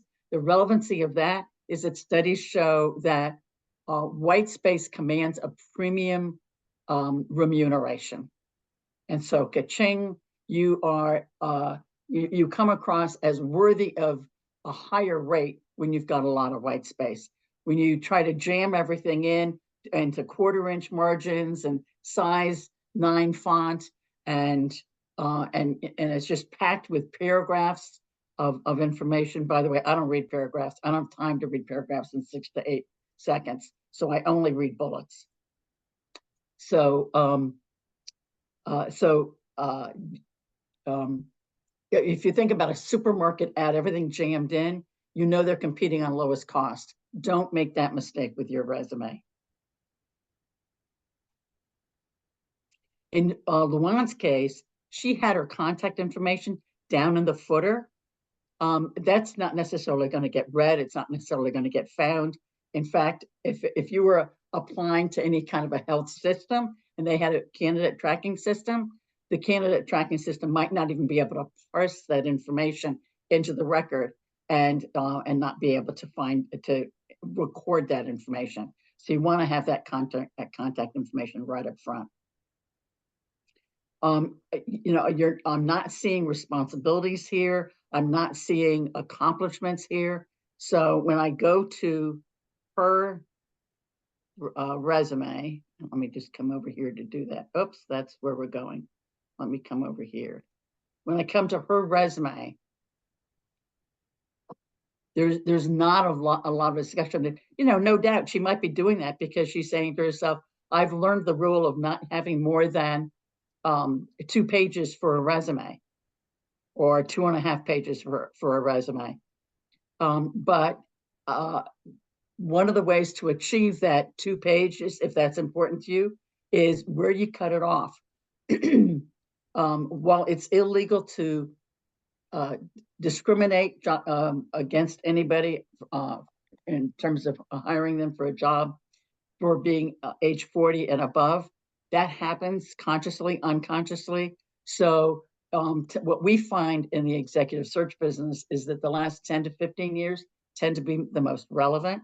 So here it is 2024, you know, you might not have anything on your resume that is, you know, before 2006, for example, or if that would break up and applicate, you know, your history with one employer, maybe go back to 1998, but do you really need to provide this information? So that's just something to consider. Also on resumes, we don't put interests. You can put interests on your bio, but not in a resume. If I'm managing my verticality, my vertical resume real estate, I would ask myself, do I really need to have associations here? And we don't provide references on resumes anymore. We used to say references available upon request. Well, we're not going to put anything on that resume that isn't adding value. And everybody already knows references are available upon request. So we don't put that there. So I took Luann's information and I applied irresistible design principles. And let me just try to get rid of this. And so I've got her contact information. I've got a headline. I don't know particularly for her marketplace what she wants to say that she's accomplished in. I don't know what she might want to say that she's known for. So I've just got a holding position for that. And what core competencies are important to her marketplace and that she has, and to include those. I've got 2 columns of 4 each. And by the way, let me just mention here that you can revise the sequence of these depending upon what your marketplace wants. So you might be applying for one situation where it's, having to do something with an oncology department would be important, or having to do something with insurance might be important. And then another one where that's not so important, maybe, working with families is important. So you can resequence all your core competencies on these columns so that the ones that are most important to your marketplace for that particular application is in the first position, the second position, or the last position. Because that's what we see most of with all that white space around it. We don't notice the stuff sandwiched in the middle so much. So it's there, but it's not taking such a prime resume real estate position. So notice on each one of these jobs, I've got what was the term she was there. I don't do months, I just do years. On the same line, I have what her title was and who her employer was, and then the location. This is all Arial 10. In one size smaller font, I've got some context for the employer. So was it a 500-bed not-for-profit acute care hospital? I don't know. I'm making that up right now, but that provides the context that might be important. And then what I like to see for irresistible design is one responsibility statement, then the rest are achievements. What did you achieve with quantified results? Ideally for 100% of your achievement bullets, at least 50%. I have in red here where I saw some discrepancies in years between what was on LinkedIn and what I saw on the resume. So that's a detail you're going to want to make sure you clean up and make consistent. I think it's fascinating, absolutely fascinating, Luan, what your evolution of your career was, that you started out as a firefighter, you went into PT, you were an emergency medical technician, and how this just evolved and the role getting bigger and bigger. So while on a 2-page resume, usually we don't have time for that, and I hate to go back to the 1990s. On a bio, absolutely, you don't have to have any kind of years on your bio. You can show the evolution of your work experience, and I think that really distinguishes you. So quickly, I'm going to get over to Sonia, and let me just see if I've got. No, Sonia's over here. Okay, so here's her original. And Sonia was very clear when she sent this to me to say that this is a particular template required for her employer. And so this is a 14-page resume. Wow. And it's got lots of tables of information, which is very efficient way to present the information. Look at this. It's got, a dozen responsibilities, a dozen accomplishments, just goes on, but a lot of tables. The thing to watch out for tables, if you're ever submitting a resume for consideration with a company that might have a candidate tracking system, is that tables don't parse well. And so the information that is in a table might not get in at all. Certainly you don't want to have your contact information in a table because that's too important to include. So in the interest of time, I'm going to just fast forward to what did I do with this resume. I now have a 3-page resume. And I, of course, will be sending this to Sonia and to Luan. So there's that summary. There's the headline. There's a known for. Here's some proficiencies. These are proficiencies that are core competencies that are apparent from her resume, but she might want to select totally different ones in order to market herself as a patient advocate. So here I've got, on one line, the position and the employer. Notice nothing is in all caps. I see all caps all the time. That's shouting. And in today's world, we don't need to be shouting anything on our resume. So I never do all caps. There's a one-line description of what the organization is. Here's one responsibility statement, and then everything else, I'm looking for achievements. So, and I highlighted in yellow what I thought was particularly appropriate for a patient advocate. So assessing the delivery of nursing care, these were her words, but I'm positioning them at the very top because I think that this at the top, and then I also think, you know, the one that I positioned at the bottom are the ones that I'm guessing your marketplace is going to have the greatest interest in.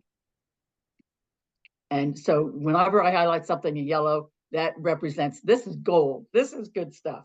But notice how in my blue font, I'm looking for, well, what was the impact of that? So what did assessing the delivery of nursing care, identifying problems and opportunities for improvement, what did that contribute to? What was the positive impact of that? You know, assessing patients' clinical condition, what did that ensure? You know, consulting with other primary care providers to coordinate diagnostic and therapeutic regimens. And so maybe we can't quantify that, but maybe you can provide some examples. Again, examples that would be relevant to your marketplace. So I have followed that one responsibility line. I had a hard time getting it down to one responsibility on that one. We'll have to work on that together. And then otherwise achievements. Education, certificates, licenses, awards, and in Sonia's case, we've got publications, we've got public speaking, we have civic leadership. Those are all very valid things to include. So Sonia, I included down on page 4 through 7 what I didn't include, so that wouldn't be a mystery. But I think that what we've got in the top 3 pages filled in with your results is what's going to be valuable. And I apologize for not building into this more time to be interactive and talk about it. I'm just trying to cover a lot in just a little bit of time.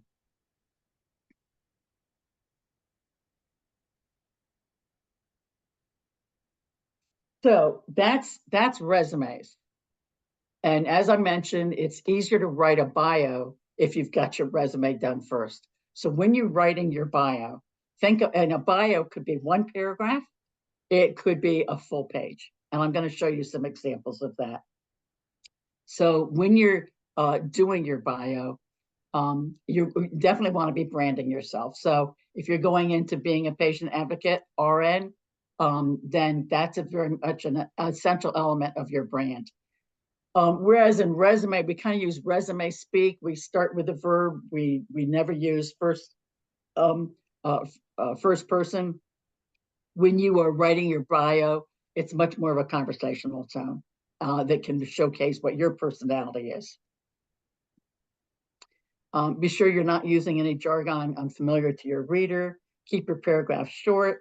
You want to have in your bio, not your resume, but in your bio, you can have a headshot. Be sure you've got good lighting and that you are dressed the way that you would be dressed professionally in that role. You can read bios online, including the LinkedIn profiles that we just looked at. So here's the anatomy of a 1-page bio. You've got your name at the top, you've got a photograph in the upper right-hand corner, maybe you've got a headline for yourself, paragraph 1, you know, what it is that you do, name that. And then the next 2-3 paragraphs, you tell your story.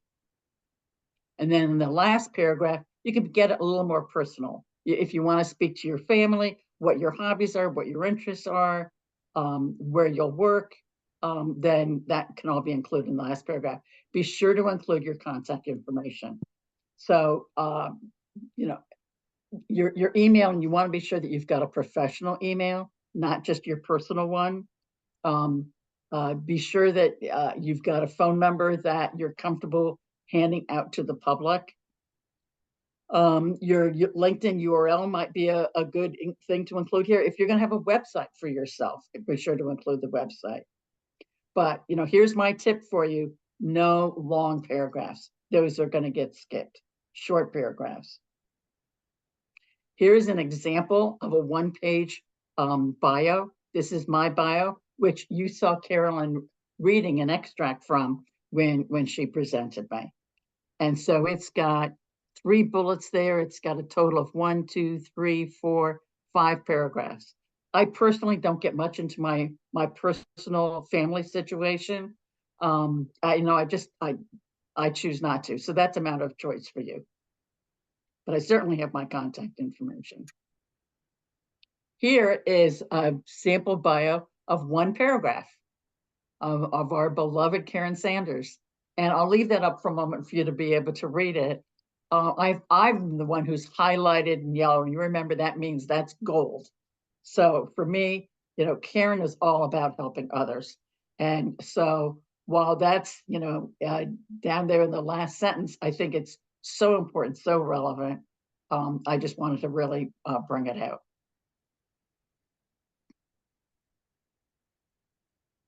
How we doing on time? You're doing good. Okay, great, thanks. So how do you create your bio? So here's 7 steps. So first of all, you've got your resume, reverse chronological order. It's got your achievements. Secondly, read the job postings of what you want and make a note of what are some of the keywords that you see. If somebody was going to do a Google search or a LinkedIn search for, you know, what keywords would they be using? You want to make sure that those keywords are in your LinkedIn profile, that they're in your bio, because that's the connector with what you offer and what people are looking for. You can look at bios of desired roles. I already showed you looking for patient advocate in LinkedIn, and the example that's here is there were 9,600, and then I further narrowed it down with putting quotes around it, with putting RN there, and it narrowed it down. What do we have? Something like 300 or something like that. So then with all that information, you can fill in the keywords on that anatomy page of a bio template. So here's that anatomy. You can fill in this information with the information that you've identified in these previous steps. So after you draft it, you know, set it aside, go back and look at it the next day. You might be looking at it, you know, daily or weekly. It can always be a work in process, but, you know, don't think you have to get it right the first time. Share it with others. Share it with other students in the class here. Share it with Karen. Share it with prospective clients. Let them know this is a draft and you're looking for their feedback. And then as you finalize it, you can update your website and LinkedIn. And you know, you've got a unique personality, you've got character, be sure that that shows. So there is that anatomy. It's 8:55. And so look at this little note to myself by 8:55. So in my rushing through, I do have time for just a quick piece about tell me about yourself, which is also known as the elevator speech in the world of job search. I hate that word elevator speech because you don't want to be writing it down and memorizing it and reciting it. You know, we just tune out when we hear something like that. You turn out when you hear, you know, somebody coming in on your voicemail, or you picked up the phone and you can just tell that it's a script. So don't do that. So when people say, tell me about yourself, often I'm working with people who say, well, what do they want to know? So here's 4 elements to consider in what it is that you tell them. You say to them, I'm an RN patient advocate.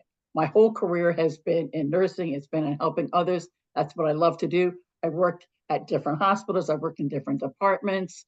You know, this is where you can include your soft skills like empathy and compassion. You would not put those on a resume, but you certainly can incorporate that into this answer. Most people, when they're doing a response to tell me about yourself, end at section 1 and 2.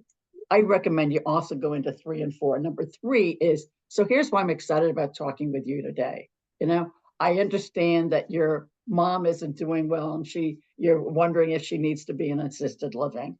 I understand that, you know, whatever. And so now you bring it forward to them. And then you ask a question. And it might be as simple as, so how can I help? It might be, have you ever engaged a patient advocate before? Whatever it is, you're asking them a specific question designed to get you the information that you need to be able to further ascertain how you might be able to be of help to them. And you may not be the best person for them. It might be a position that you don't have the skills for, or that you don't desire. You know, maybe it's maybe that the amount of hours that's required, maybe the location, or maybe it's just a distasteful person. So we're going to be covering, and when we do the WOW criteria, what are your criteria for? But you need to ascertain all the information you need to be able to make that decision. I do recommend you practice, but you don't memorize. And every single time you talk to somebody, it's gonna sound different. You're gonna say it differently. But by practicing it, you're gonna hear word tracks coming out of your mouth. You go, oh, that sounded really good. I'm gonna keep on saying that one.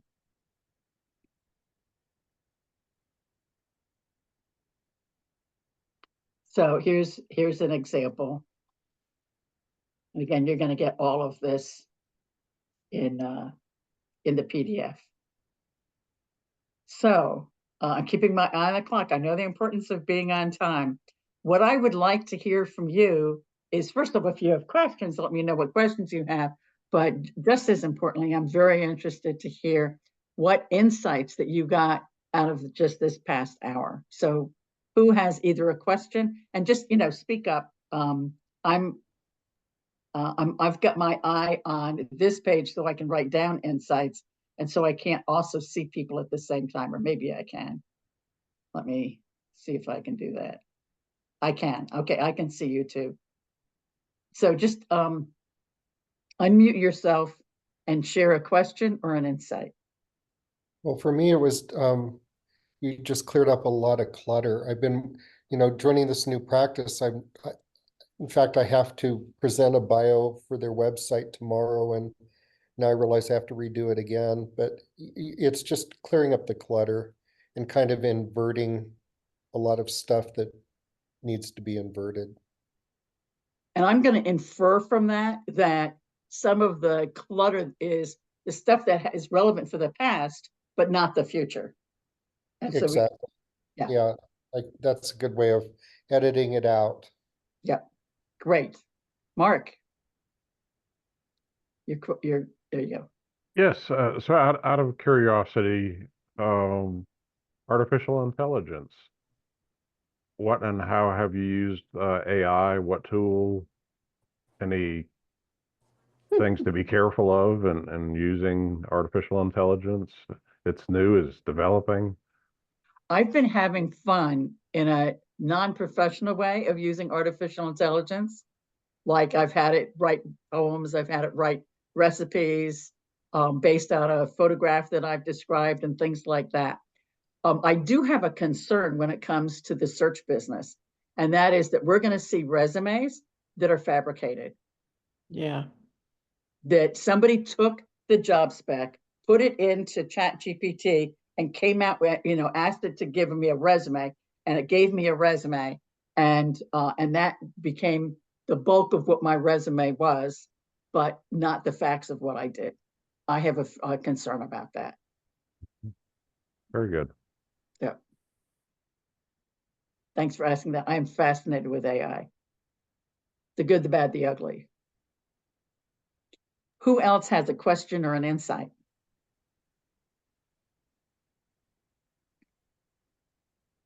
So, am I on? I can't. Jennifer, you're on. Yes, you're on. Okay, thank you. Sorry about that. So I guess to this point in my lengthy career, I've never really distinguished other than resumes. I've always used resumes. So I think this is fabulous and helpful moving forward. Thank you for all your information and insight.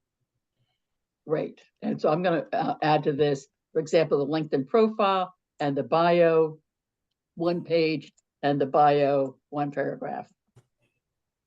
Would that be So, fair? and I've had a LinkedIn page for a number of years, but I've never done anything with it. It just has kind of sat there. Right. LinkedIn is very reputable when it comes to being used professionally, whereas Facebook and TikTok and all that, I don't go there professionally, but LinkedIn, you can certainly look up other people. You can introduce yourself saying, gee, I noticed your profile on LinkedIn. I was very impressed. And you can make sure that your LinkedIn profile reflects the brand of who you want to be without overstating anything. Sonia. All right. Yes, Jan, thank you so much. I mean, that was very interesting and helpful. And I'm kind of like Jennifer.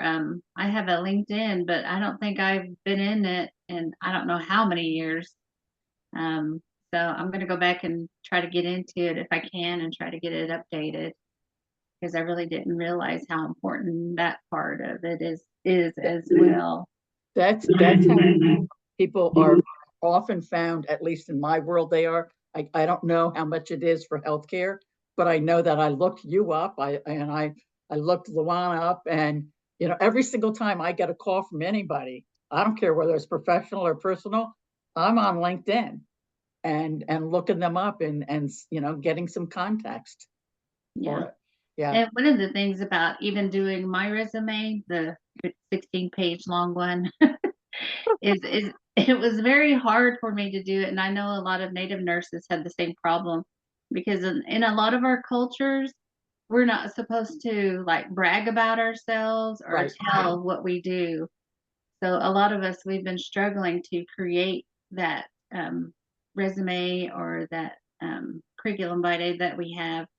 And it's just been very challenging for us to come up with words and speak in that way, because it goes against our beliefs.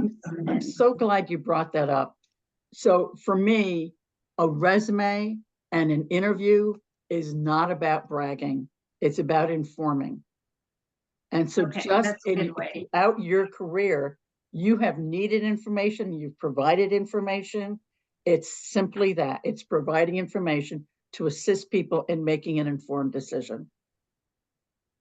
That's a great way to describe it. And just like in your capacity where you have sought information, I've just lost the thought that I wanted to say about this. You asked questions. So now that you are, whether you're starting a practice, whether you're starting a patient advocacy at an employer, whatever it is, keep asking questions. Yeah. Thank you. Okay. And thank you very, very much, not only for volunteering. I am so impressed with all that you have done for your community. So impressed. It just was an absolute honor and pleasure to work with your resume. Thank you. Thank you so much. And I hope that you'll reach out to me and we can have some further dialogue on that. Definitely. Definitely. Great. Anybody else? What about okay. Go ahead, Luann. I'm sorry. I don't have an icon even to raise my hand, so I have had a lot of negative experiences on LinkedIn. I've left that, not updated it, and I've had suggestions from internationally. I would say international nurses that have their own business, and what they've used LinkedIn for is a very short brief. Just go to my webpage. That's fine. Although here's the thing, you want to at least get the keywords onto your LinkedIn profile that people might be using to try to find you, because when they're doing a keyword search in LinkedIn, that keyword search is not extending into the website. It's not extending into an attachment. It's looking in the profile. Okay. So at least get those keywords in there so that you get filtered in and not filtered out. So we can reach out to you if we'd like to. Absolutely. I would be happy to. So Jan, they can also, as a gracious gift to all of the students, you will work with them all to develop their resumes and then their bios, which they will Yes. need as they promote themselves. Yes. I will do that. I do that at no charge. I do that out of appreciation to Karen, who does so much for others and for the community. It's just a matter of paying it forward. We have time for one more question and then we'll do takeaways for the whole class. Mark, were you going to ask a question? Yes, Shan, I was going to ask you, in working with Karen, we have found use of video for LinkedIn, for YouTube, telling a brief story, how it becomes a 24/7, 52 type pitch. What are your thoughts and comments about? I think that is a great idea. I think that it's very current to do that. I think it doesn't need to be more than a minute. Don't go on for 5 minutes, just make it 1 minute, max 2. And you can attach that right within your LinkedIn profile summary. There's a place where you can do attachments. So you can do that. You can also send out a broadcast message to everybody that you're connected to, or everybody in the groups that you're in, that can also provide a link to that video clip. That's a great idea. Thanks, Mark.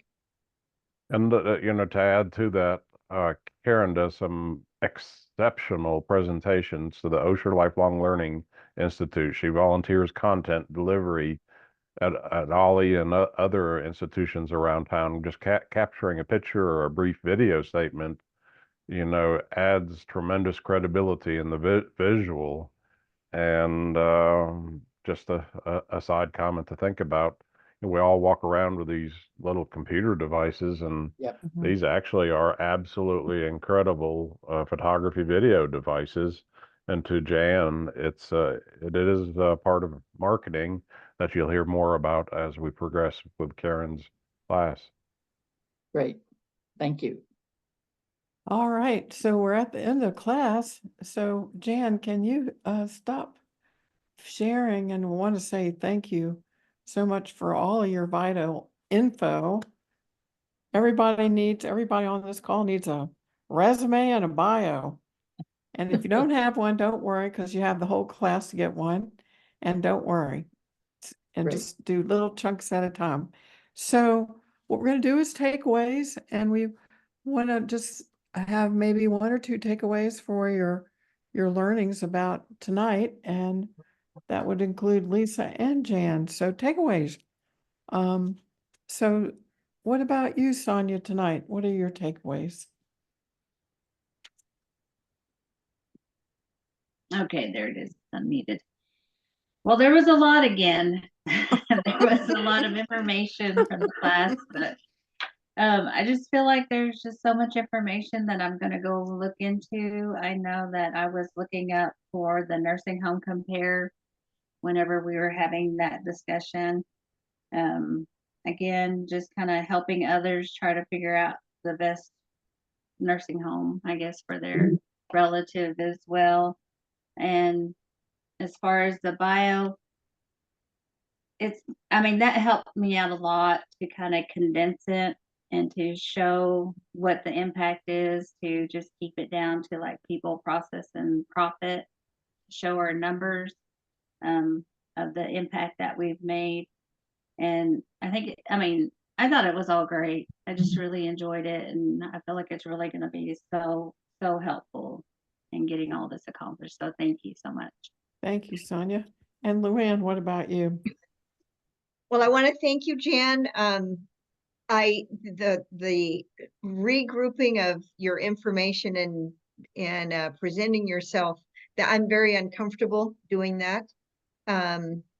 And so I am appreciative that you're there, that I can reach out to you. So that's one comforting part of our course. And then I really appreciated the first half of knowing where you can't even trust really the ratings, the government ratings on institutions, that we really have to dig a little bit deeper.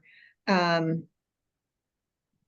that was, I'm not surprised, but I was very appreciative that she clarified that and how that all works. It's like a state inspection, you know how that goes, Mhm, and yes. it's somewhat ridiculous at times. They just make up the criteria, and it's insane. So it helped me remember. So I guess there's just going to have to be a lot of local homework where you are working, so you really do know. Thank you, Luann. And Lisa Nowicki, what about you? Yeah, I agree with Sonia. There's a lot of information. Like that's I will definitely have a lot to review. Really good stuff though. This has been, I feel so far just really jam-packed with things we need to know for patient care advocacy. So thank you so much, Karen. This You're is a welcome. great opportunity. Yeah, thanks everyone. I just feel grateful. That's my takeaway. This is just really good information. Yeah, I didn't know that about the Center for Medicare with the ratings. That's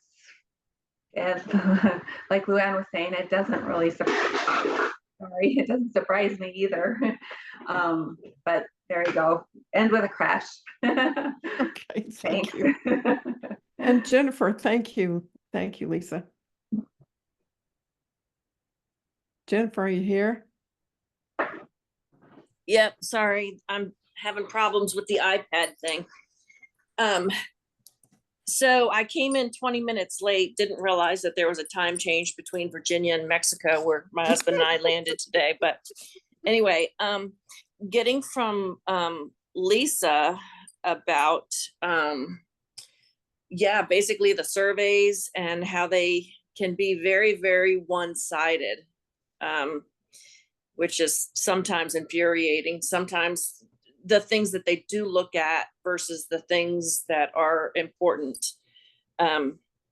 it can get nerve-wracking and upsetting. I can't even imagine how I would have handled some of those situations that she had, with the patient that was demented and saying that, anyway.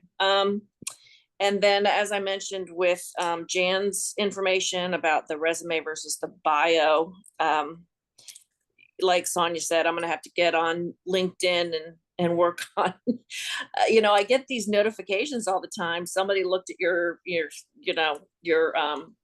profile and I'm like, okay, well, that's great, because I really haven't been on it in, 4 or 5 years, whatever.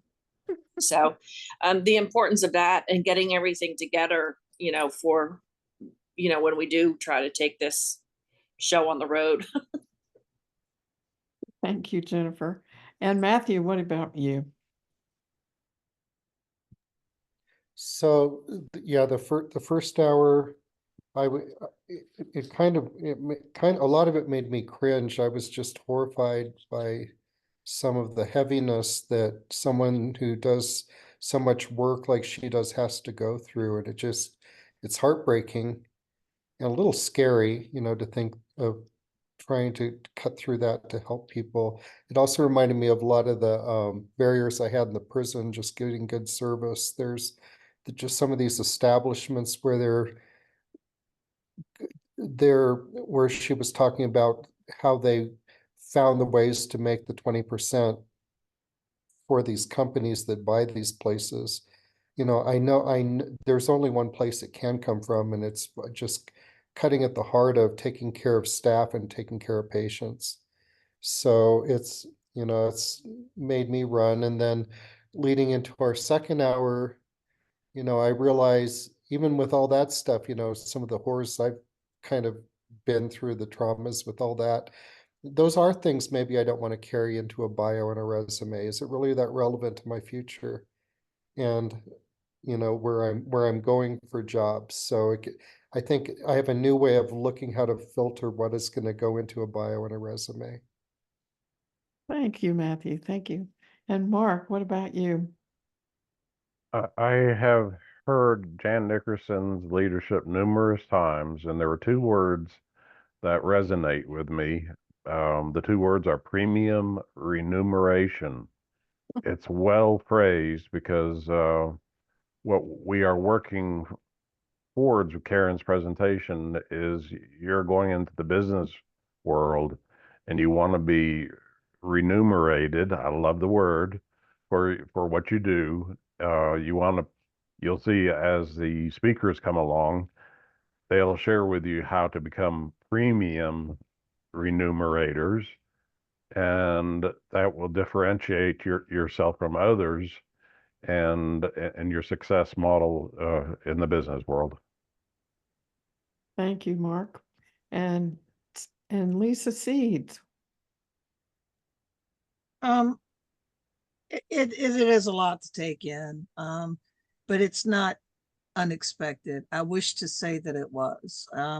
When listening to Lisa on the first part of our program tonight, it was words that I knew and I'd heard and I'd seen, and having had two grandparents that were in nursing care facilities, it's scary to think that they are having to do this. I remember when my husband's grandmother was actually in one of the nursing care facilities. I would go and I would check in on her very frequently when I wasn't, working to take care of the kids and stuff. But one of the things that I found out was that she was not being taken care of. And that really affected me. So we brought her home because I felt like that I could take care of her better here than they were taking care of her there. So she recuperated here for a while. But my other grandmother, she had got to the point where she was so demented that there was just really no other alternative. But, it scares me because we had to actually move her to a facility that was 50 miles away in order for her insurance to pay. So that really was bothersome as well. But my concern there is we didn't have a way to check in on her except for to call the nurse's station and say, hey, how's it going? And 9 times out of 10, the phone would ring and ring and ring and ring. So, low staff, high census, it's the same thing that the nurses are having to deal with now. And it breaks my heart that all these people are being affected like this, and that doesn't seem to be enough of a regulation in order to take care of that situation.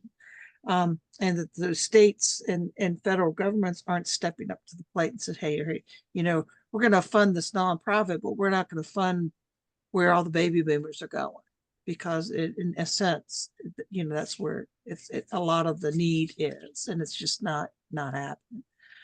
As far as Jan is concerned, Jan, thank you very much. I appreciate everything. It is things that I have done in the past, but have not done a bio. So I'll be looking at that as well. And again, I want to say thank you to both Lisa and Jan for their goodness for tonight, and everybody's being so forward. So thank you. Thank you. And Liz. Okay, so I come from a family of nurses.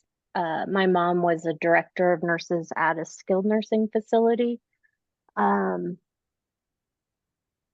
I saw her just run ragged for years and always being asked to do more with less. But I didn't understand the ranking system, and maybe it was different in her experience may have been different than Lisa's, like in Rhode Island, if it's different state to state, but there were a lot of complexities, and I know it got harder and harder at the end, and it was, I think, disappointing for her, the business of it versus the caring. As far, like, I've done a bio in the past, and it was great when marketing helped me. This last job, marketing didn't help me. And I saw somebody else's and I'm like, oh, look at all the stuff they put in there. And so then I'm like trying to pack it all in there. And that's my resume. There is not much white space. And I know that's not the way to do it. regardless, I did it that way. So I look forward to streamlining. I think I'm looking forward to getting the PDF because as a bedside nurse, I'm not always sure how to quantify. I say how many beds on the unit and cardiac trips and blah, blah, blah, but I don't always know how to quantify that sort of information. This was valuable and I very much appreciate it. And I'd love to work with you, Jan, on my resume, cleaning it up. Thank you, Liz. And last but not least, Sabrina. I go last, but thank you. That's okay. It's always hard to follow Liz. But I would say that I agree with Liz that sometimes when you're not in a managerial position, it can be a little bit difficult to quantify as far as the resume. There's been times in my life that I've had like multiple jobs, and so having that looks kind of messy. And so trying to streamline that, like y'all saw my joke about the 7 points, just like trying to condense it in a way that's like, these are my top things. That's something I need to think about. So that was helpful. And then kind of what Luann was saying earlier about thinking about the long-term care and everything that goes with it. I think that originally when you think of patient advocacy, you think of like, how am I going to help like this individual patient and their plan of care? But sometimes we need to think a little bit broader and think, okay, there's more to it than this. There's the political and legal aspects that we all don't want to talk about, but thinking about those things and how they play into it is really an important part of advocating. So just being reminded of that I can't stop at this one patient, but my job is a little bit broader than that. Of advocacy is healthcare overall and, more politics. And I'm not trying to start an argument. We ain't going there. I know state of unions tonight, but I'm just saying. That's what it brought to mind. Thank you. Okay, well, thank you all, and we'll see you next week. Thank you, Jan, and we'll probably be spending some time on your nurse practice acts. It's a little bit dry, but it's a little bit vital as you go into this independent role, and that's what we'll be looking at next week for each of your states. So I hope that you have a beautiful week. And I want you all to be thinking about a hand signal that we could say goodbye to each other. One group did this, one group did this. I can't even remember them all. Some of them did this. So just be thinking about a hand signal, and we'll go through your proposed hand signal, and then we'll have a vote to see what it is. Okay? So and Karen, I just want you to know, I want you to mark down that most of us did our homework. So even if you go over it, please give us a sticker for I will give you a sticker. We'll have virtual stickers, and we will go over your homework next week. Okay? All right. Hold that sticker. All right. Thank you, guys. We'll see you next week. Okay. Bye-bye. Bye.